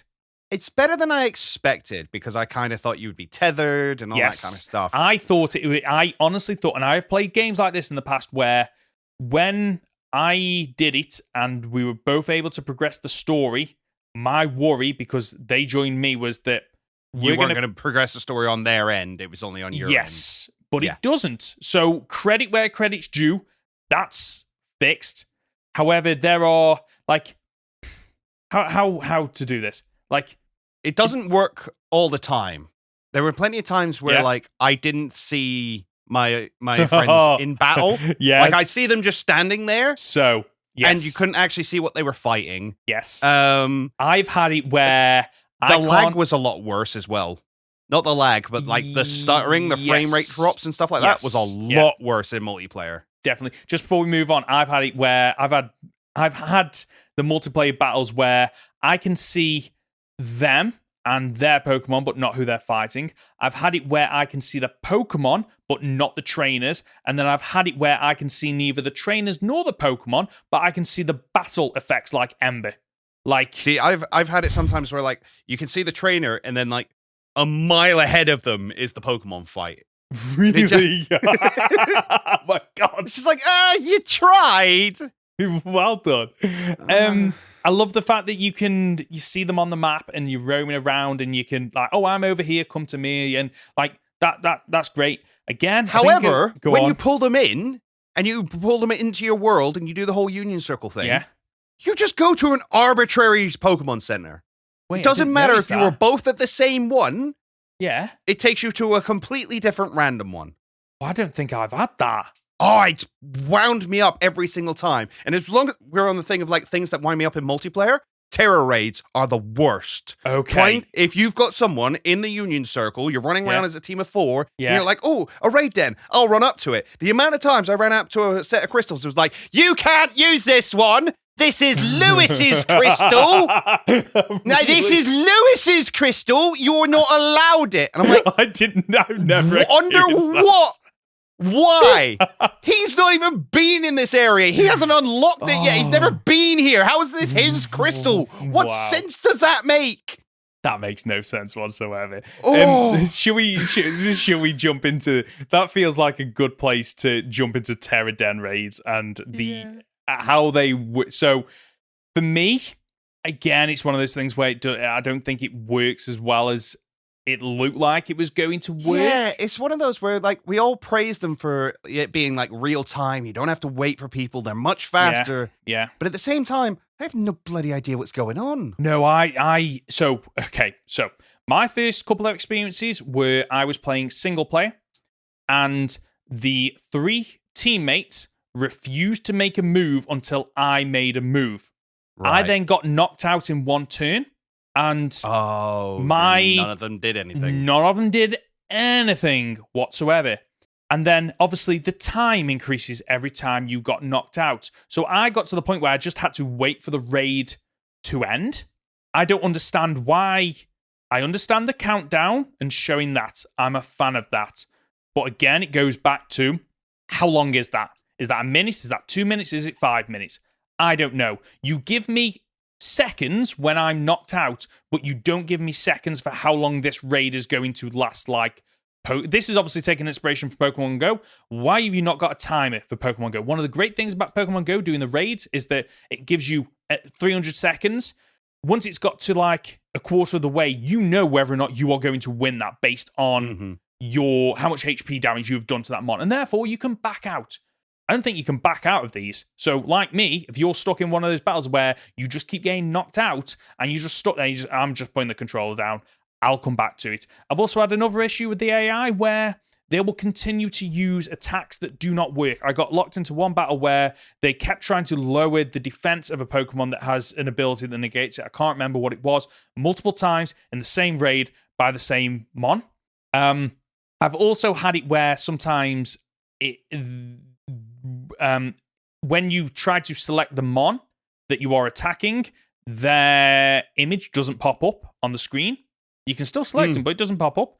And I also had a really random one that will be in one of my videos on my channel, or maybe Richie's channel, in the next couple of weeks, where there's the 4 Pokemon, there's the Pokemon we're battling, and then there's a random, whatever Rookidee's evolved form just flying in front of it. You can't target it. It doesn't target you. It's just there, flying, looking at you. And so there are all the issues. And I understand that they're going for real time. Pokemon's never been real time. So why are they trying to force real time mechanics into this when, like, it's just really bizarre because you're like, the thing is, they say it's real time, but it's then also turn based. Yeah, it is, because from what I can understand is that everybody that attacks it gets a chance to retaliate, is what it seems to be like. Yeah. It gets 4 attacks for every one that you get. Because I won... Go on. And then, like... But you can pick your attack first, but if you've got a slower Pokemon, it'll wait until later to attack. Yeah. And I just find that, like, the time is ticking down, and there's been plenty of times where this has happened. The time's ticking down, and I'm not allowed to do anything, and nothing's happening. Yes. Like, it's just frozen. And then it's like, oh, well, it nullifies all the effects. And now it's put up a shield. And now it's nullified the effects. I'm like, it's wasting my time. What is happening? Why is this taking a full minute to do nothing? Yeah. And then, like, I don't know if you've done, like, higher level raids yet. Not yet. I'm stuck on, like, 2 stars, yeah. So once you get to, like, 4 stars, 5 stars, they start putting up shields.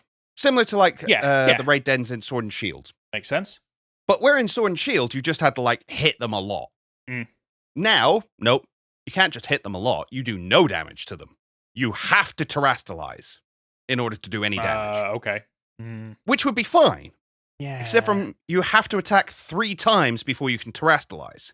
Which means that what would often happen is one of us would hit the Pokemon, do a bunch of damage to it. It would then go through its like time-wasting thing of, oh, now I'm going to do my scripted thing of nullifying all the effects and putting up my shield, and then I'm going to attack you all back. Okay, now you can go again. Well, I've attacked once. I've got to attack 2 more times, get attacked 2 more times by you, in the hopes that I don't die in that space of time, so that I can Terastallize, so that I can actually do damage. And cheering and stuff doesn't matter.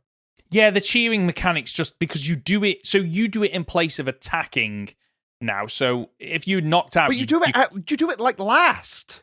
Wait, what? Yeah, I'm pretty sure you like cheer last. Which makes surely that should be the first thing you do.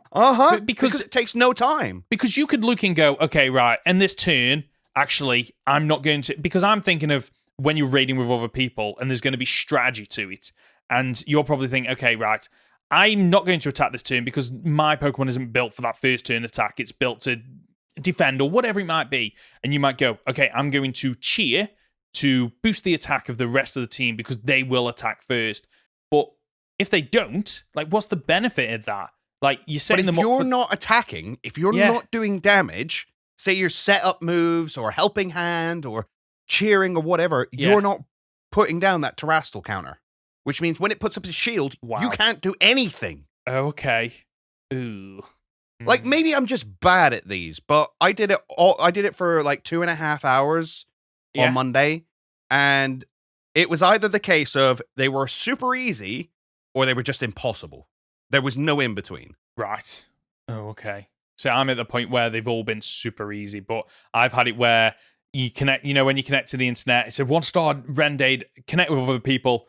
Oh, that's definitely a final form evolution of one of the starters, isn't it? And then it comes in, it one-shots, and I'm just there. Yeah. Because that's the issue. Like, when I spoke earlier about the AI refusing to do anything, I've had the flip side where I connect with people, and they one-shot it, and I haven't even had a chance to attack them. Like, fine, okay. I'm okay with that because I want to get this over and done with and get the XP candies and all the extra items and goodies that you get with it. But at the same time, like, I'm sure I'm going to feel your frustrations as I get into the later part of the game, and I'm trying to take on some of these raid dens, and I have the same issues.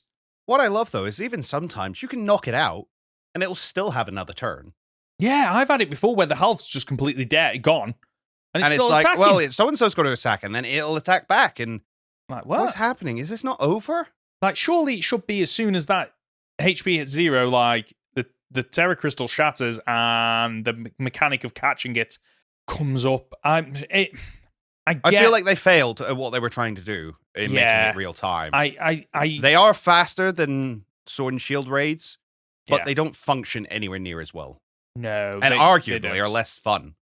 Yeah, I like, for me, the Sword and Shield raid dens works. They just needed speeding up. Mm-hmm. I think is my opinion, where it shouldn't have been, okay, this Pokemon does something, this Pokemon does something, this Pokemon does something, and then it's all the effects popping in. It should have been a lot, like, snappier, quicker. Okay, right, you four are all attacking at the same time, so just show them all attacking at the same time and just have it pop out the side that these are the 4 mons and these are the attacks that they did. Like, just speed it up. And it's like they've tried to fix an issue by creating a new solution. When the solution's already there, you just need to tweak what you've already got. Yeah. But while we're on this point, should we talk about Terastilization, the gimmick for Generation 9? Yeah, I found myself using it maybe once or twice. Okay. So, I think it's because I'm doing a Nuzlocke. Uh-huh. It's a very different experience. It is terrifying at times because suddenly you are, okay, that's a Terra type. I'm going to get that as my encounter. Oh, it's got a typing that I will struggle against, which is what has happened. I've also won a couple of cage matches with a Terastalized Pokemon that has a different Terra typing, where I'm kind of spoiling it. I'm not going to go into overload you with details. It's basically, my opponent has a grass type. I have an electric type, so the grass type has an advantage. My Terra type's ice. He didn't know that. Yeah. He suddenly gets hit by an Ice-type move, and I cannot wait to see this used in competitive format, because I think it's competitive, I think it'll be great. I just don't think it had as much impact on the normal playthrough as I thought it might have done. I can understand that. It's because unfortunately it's like for me the fun is when your Terra type isn't the same as your primary or secondary typing, it's something completely different. I love that. When it's okay, you've got like your starter, you've got a grass type starter, and it's Terra type, your grass type. It's a little bit boring. It's basically a Z move, like whatever. I'm not that fussed. But when you are battling and the Terra type isn't your normal typing, I think it really does mix up the combat. And just to touch on what we said earlier on, is they implemented it wrong for the gym battles. Absolutely. Yeah. I will say there is a part in the game where you can change your terrestrial typing. Not a shock whatsoever. I'm amazed it's in the game. I thought it would be DLC. No, it's one of the gyms takes you to a restaurant where you can change your typing. However, it requires a butt ton of Terra crystals. Does it? Okay. Yes. Okay. I like the fact that you'll be able to change them. I like this mechanic. I do like this mechanic, but maybe part of that is from the format I am playing this game in, and that's why I'm enjoying it. Yeah, I mean, I think that's it. It maybe I just didn't find a use for it a lot of the times. There's one that sticks out to me where I had to Terra type to get rid of a weakness because I had a dual type Pokemon. Mm-hmm. And that was the only reason I won that fight. That was a really cool moment. Yeah. But the rest of it, as you say, it was just a case of like, oh, well, I guess I want my moves to be slightly stronger. So yeah. I can understand that. Auto healing, even though it's technically not auto healing because you still have to press a combination of buttons to do it. I like it. However, I don't know if you've encountered this. It doesn't do statuses. So no, it doesn't do statuses. It doesn't revive. Oh, I haven't tried that yet. Okay, okay, right. Why have they made that decision? Because I tested this. The healing does use up potions in your bag. Annoyingly, it doesn't tell you how many potions it's going to use up and what typing. So you suddenly go into your bag and go, I'm down 10 super potions. Fine. But like your burn heals, your revives are also in your bag. So why do they not work? You might want to use berries. But then again, you got all like the heal powders and stuff like that it doesn't take into account. So yeah, it doesn't make sense to me. No, it's like so many other things we've said in this review. It's almost like it's a good idea. You just fail to execute it. Yes, exactly. What else have I got? The map. Jesus. Right, how many times did you open the map and be like, right, so I need to head left? Oh, yes. No, wait, I'm orientated wrong. I'll zoom out. Okay, I'm zoomed out. Okay, so they're over there. I can't place a marker when I'm fully zoomed out. So, yes. I'll zoom in. Okay, I didn't zoom in where I was. I zoomed into where I currently am. So, also, I'm not facing north. So everything I've just looked at, I now need to reorientate myself. Yeah. This is a kid's game. Stop making it difficult. I have never, in all my years of playing video games, and I am comparing this to other video games because it's 2022. Because it's 2022, okay? I have never had a map in an open world game that rotates. Who decided we are going to have a map that rotates? It makes no sense because it makes it difficult to figure out where the heck you are. What makes it even worse is that I figured out why it is. It's because when you rotate the camera, rotating the camera also rotates the map. But when you're in the map, rotating the map doesn't rotate the camera outside of it. No. Why does it work one way and not the other way? I can't help but feel that this is a bug. Like, that you should be able to rotate the map when you are inside the map. Yeah, I think it's a bug. You're supposed to be able to hover over your character and rotate it at will. Yes. But instead it does it for you. Yes. Like, it sure, fine. Sometimes.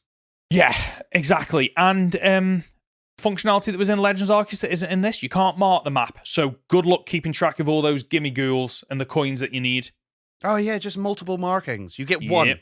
You get one, and that's just the destination. I mean, what I do like, though, is the fact that when you mark it and you go out the map, they point you in that direction. Point you in the direction. I've never seen that done before in an open world game, really like that functionality. Really works quite well. Until you realize that you now have to, every time you like no longer want to go to a certain place, you have to remove the marker. Yes, yeah, you do. Because you'll be like, all right, come out the map. Oh, I'm facing the wrong. Yes. I don't want to go there anymore.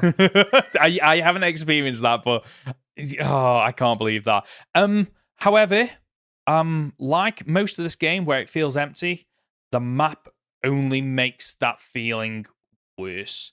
Like the lack of information on the map. I've played enough over open world games where sometimes the map is overkill. There, it shows you everything. So I recently played Horizon Forbidden West, and the map is to the point where you have to filter things out. Yeah. So you go, right, okay, I'm focusing on these 3 things, therefore I'm going to start filtering out some of the things that I don't need as part of this part of the game. But at least I can then filter them back on when I change my mind or I do something. Or at least with that map, I can look at it and go, I know where I need to go. This map has so little information. Yes, you can see the Terra raid dens and you can see the Pokemon centers and where you can fly to. I'm not praising them for that because that is expected in an open world game. The fact that in going back to Horizon Forbidden West, they're basically there are machines in the world, and you can see them on the map. So you can just go to the map and go, okay, I need machine parts from that machine. I can look on the map and go, I now know where I need to go. Why is that not the case for this? Right. So brings us on to like TMs and things like that. Yeah. I'm not convinced by the TM machine. No, the technical machine. Yeah. The amount of times I had to, like, I only really made one TM because I needed a special flying type move. Yeah. And here's what I had to do. I had to go to a Pokemon Center. Uh-huh. I had to go to the TM machine. Mm-hmm. I had to filter through to flying. I had to scroll down to the move I wanted. I had to see what items I needed to build it. I then had to come out of that. I then had to go into my Pokedex. I then had to find and scroll for ages to find the Pokemon that I needed. I then had to find on the map where it was. I then had to close all that, open my map, hope I remembered where it was, find the closest location to it that I could fly to, fly there, then run around for ages, look for this Pokemon, kill it in a kill it in an auto battle, go back to the Pokemon Center, hope I had enough to fill up the TM that I wanted, and if not, do the whole procedure again.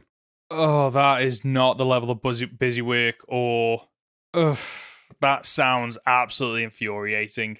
Like what? There's no search function in the Pokedex. That's one of the worst things. So what do you mean? What do you mean by as in, like, if you want to see like all the fire types or all the Pokemon in an area? I would just want to see where Primeape is. Yeah. Let me search Primeape. Oh, Don't okay. make me go by alphabetical order and scroll all the way through. Like, why have they removed Pokedex features?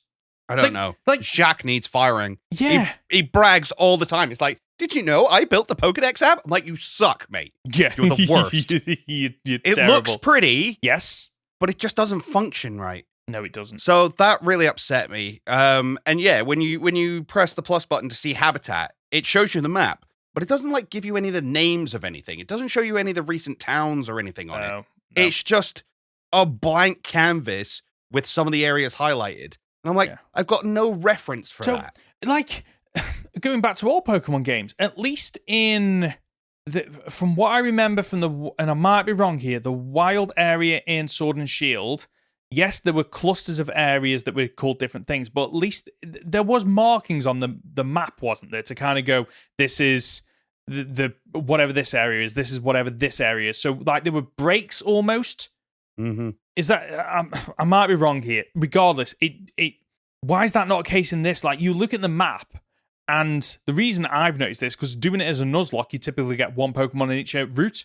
There's no routes on this. It's literally just, this is an South area. Province area 1, 2, 3, 4, 5, and 6. Yeah, well done on naming them like the most boring, uninspiring, uncreative ways possible. But then also what you've done is you've made it so that there's no guidance on the map to go, okay, this is Southern Area Part 1 or Area 1, whatever you want to call it, to the point where, like, in the old Pokemon games, when you moved from one area to the other, you knew the exact pixel where that, where it popped down the top left-hand corner where, okay, you've gone from Route 4 to Route 5.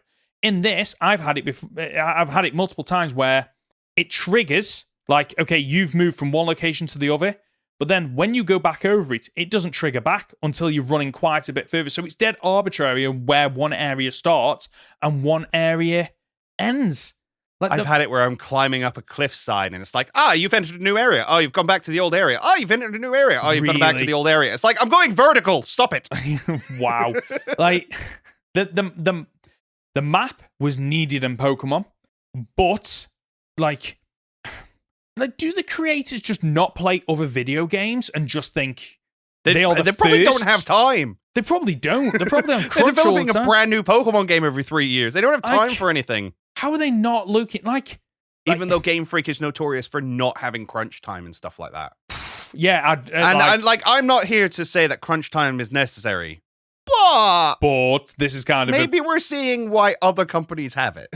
I don't agree with it personally. I would hate to work in that kind of environment. I mean, to be fair, maybe it is a case. Yeah, I worked 60 hours this week, but I got paid 60 hours worth of salary, and once this game's released, I get a month off. Like, maybe it's, swings and roundabouts, and, it's... I've never spoken to anyone that works in the gaming industry, so maybe it's not like that. Maybe it is like that. I don't know. But, like, what I can guarantee you is that when you see news articles about a company that has had to put the team through crunch time to get a game out, at least the game looks good when it comes out most of the time.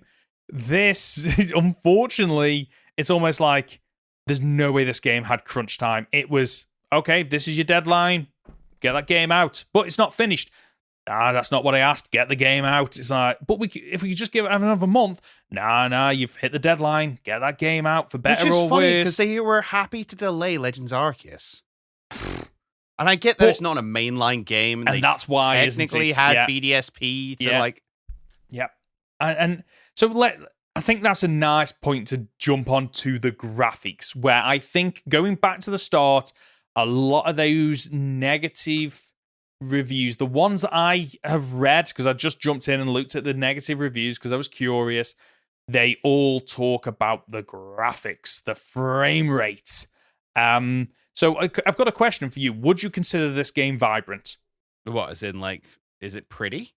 Well, that's the question, because I drive to work and there's a big billboard that says jump into a vibrant open world. Definitely open world. I'm not sure vibrant is the word I'd use. I mean, it's colourful in places, but, like, vibrant? It's has the option to be, I guess. Yeah. I mean... So when I think vibrant, there's nothing to look at. Like, there is one, maybe... There's a couple of points of interest I can think of where you've got, like, up towards the north, there's the obsidian spikes sticking out the ground, which is interesting. And you've got the bamboo forest, which is interesting. And then I guess you could maybe argue the painted trees. Yeah. But, like, none of it is so really gorgeous. None of it's like, wow. Wow. I mean, the grass is still garbage. Yeah, I know. The opening area, I think, is gorgeous. Like, that initial part where you're in your house, you come out your house, you see the path leading down, you've got the open sea to the right, you've got, like, the slightly raised grass to the left, like, obscuring what else is out there. Like, that and the house and everything, I think looks really good. And it's almost like they did that as a proof of concept, like, look how good this looks. And then they haven't applied that level of quality and to the rest of the game. And maybe I'm coming into this going, maybe, like, at that point when I was playing it, it was first thing in the morning, like, Christmas Day, you've unwrapped your present, it looks amazing. Maybe I had my, my blinkers on and I was like, oh, this game's amazing. But it looked really good. But, like, the rest of the game as you go through, there's nothing going on. No, it's empty.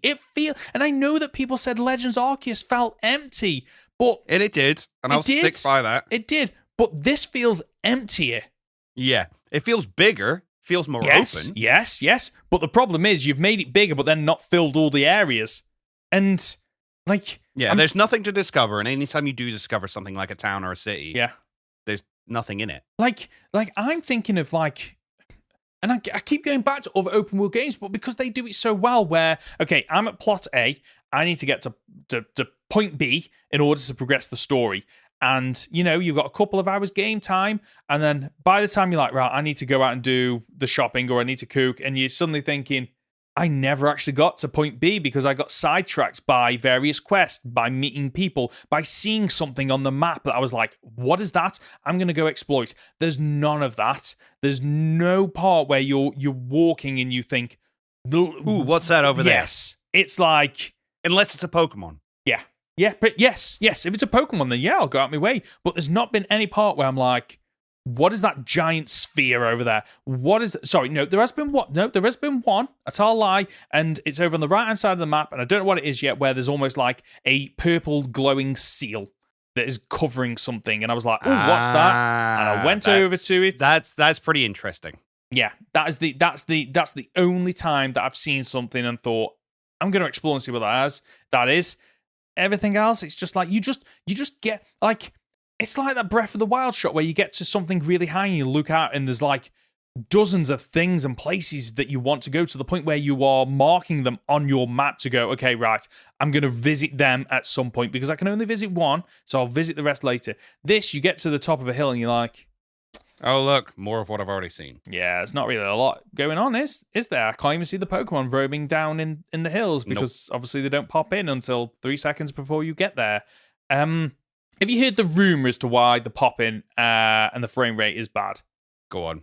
So this is only a rumor. I haven't confirmed it yet. I've tried to, but I can't do it because I can't no clip out. So for people that don't know what no clipping is, it's basically where you can move outside of the boundaries of the game. So almost you go inside a building or you go underground. You can see things, you know, in the distance in the game that you shouldn't be able to do, because the game developers typically are very good at hiding loading behind things.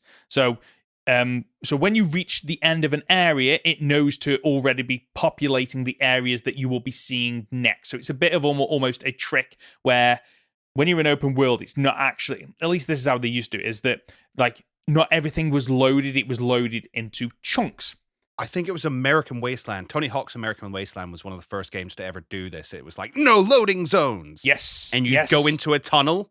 Yes. And they'd hide all the loading behind zones. The tunnel. Yes. Once you'll see it, you'll like walk into elevators and stuff like that in a lot of games. The one that was pointed out for me, the recent not God of War Ragnarok, the God of War for PS4. Whenever you are crawling through narrow spaces, that's when the loading is happening. It's just tricked you into thinking that there are no loading screens. Yeah. Anyway, so somebody managed to no clip out of the game and could see things loading in the distance that shouldn't be loading in the distance, because technically they were still in the area where those things aren't accessible or seeable. Apparently, the reason it's so bad is that it is trying to load everything at once, and which does not surprise me, and is failing badly at it.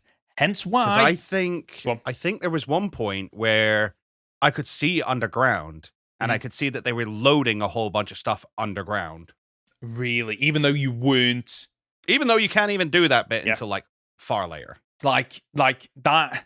And I think it goes back to what we've discussed before, is that the Pokemon Game Freak were very good at the pixel-style games, and they don't have the skills... Arguably, they weren't. Wow. Let's go back to... So, go on. When they made Gold and Silver, they brought over somebody else to optimize the game. It was only because of them that they were actually able to add Kanto in. So it was apparently one of the lead designers or the director or something like that, and he was the one that figured out how to optimize it to get it on. But I take your point that like the team didn't do it. It was just this one person that just happened to have the knowledge and was able to make it work. Like, yeah. Does this, and it goes back to what we said before, like maybe take Pokemon away from Game Freak and give it to somebody else for a chance, which is what I think we were going to get with BDSP, only for it to get scaled back to go, well, you can't embarrass Game Freak. It's their game. Like you've You can't go above and beyond and, make people want more, which isn't a bad thing. Like, I love Pokemon. I just want it to be better. And it goes back to what I said at the very start, that this is an unacceptable step in the right direction. There is so much scope and drive from the team, I feel, to... We hear the fans. We want to do all this for Pokemon, but there is some blockage somewhere within Nintendo, Game Freak, or the Pokemon Company that is preventing it from happening.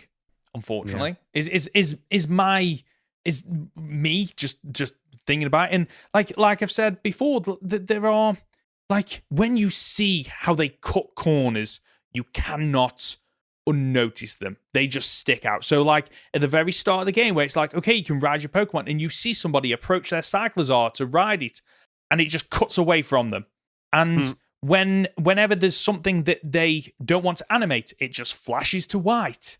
And the annoying thing is, like, Brassius, is it the grass type gym leader, where he's on the windmill, and then he jumps down, it just flashes to white. It's like, just don't have him on the windmill then. Like, just right around it. Like, the person mounting the Cyclizar, you already have an animation for people riding Cyclizars. Don't show them getting on the Cyclizars. Just see them drive past. Another one that absolutely infuriated me is, at the start of the game, so this isn't really a spoiler, where the professor talks to you on the TV. Yep. And when they're on the TV full screen, they're moving.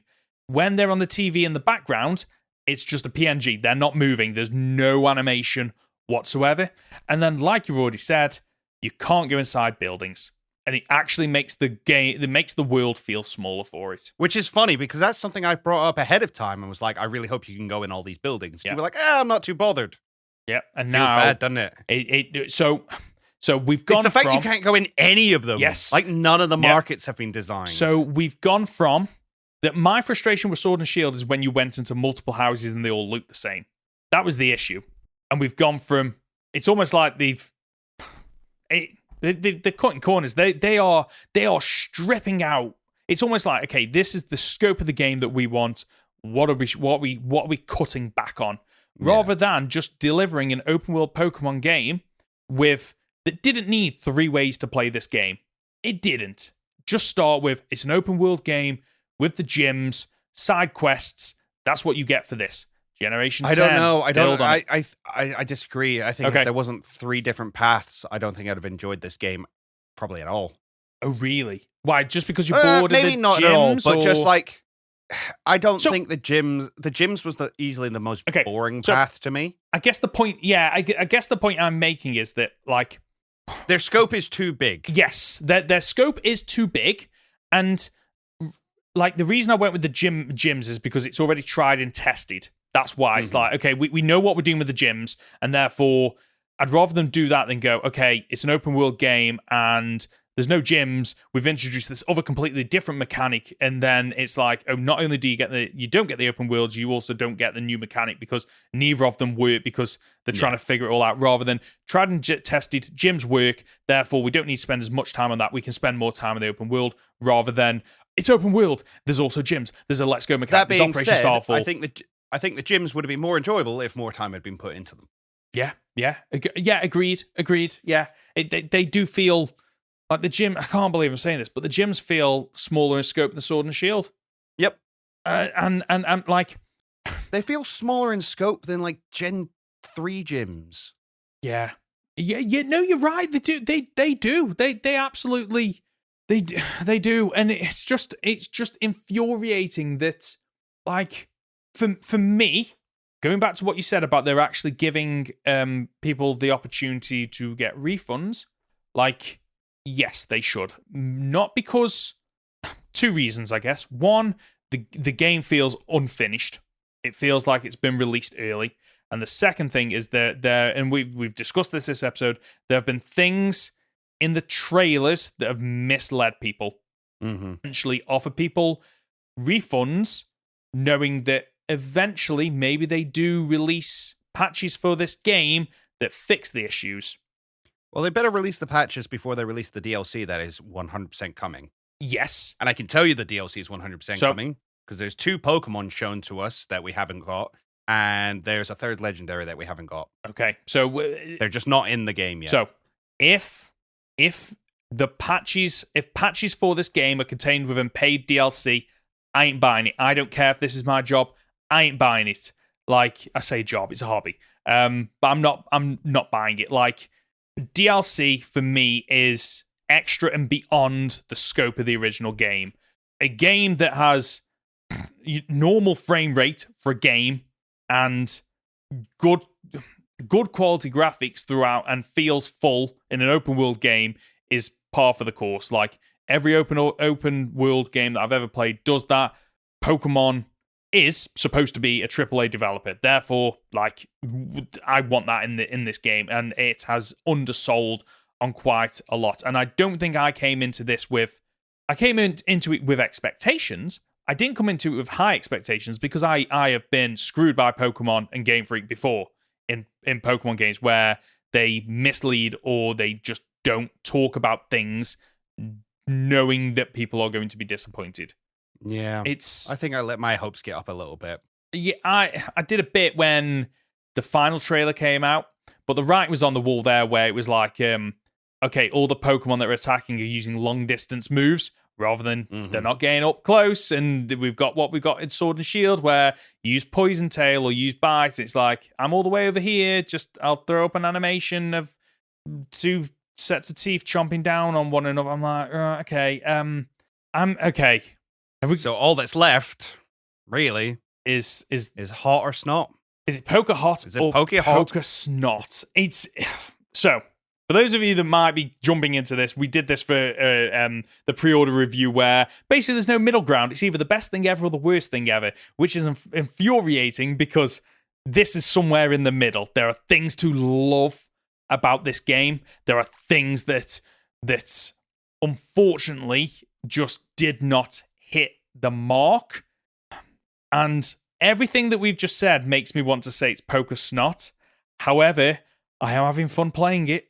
And that's where I'm at with it. And that's the sticking point. It's like, okay, it's in the middle. There are elements that point one side. There's elements that point the other side.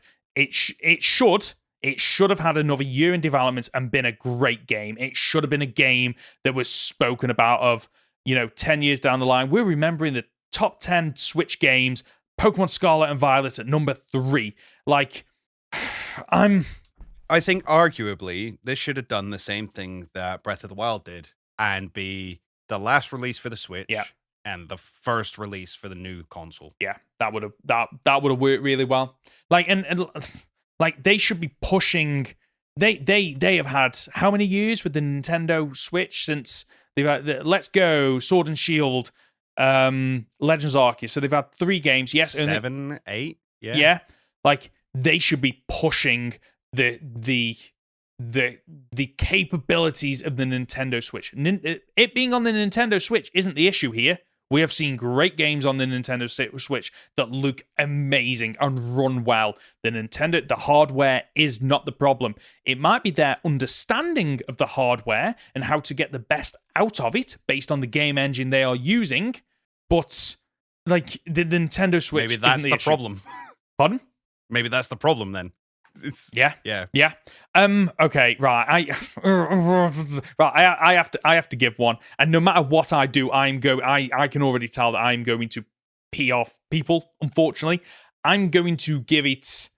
Okay, I'm going to give it a Poke Snot for now, based on the premise that a lot of the fun I have had is because I've been playing with other people, but also playing it in a Nuzlocke variety, and I haven't experienced the story yet.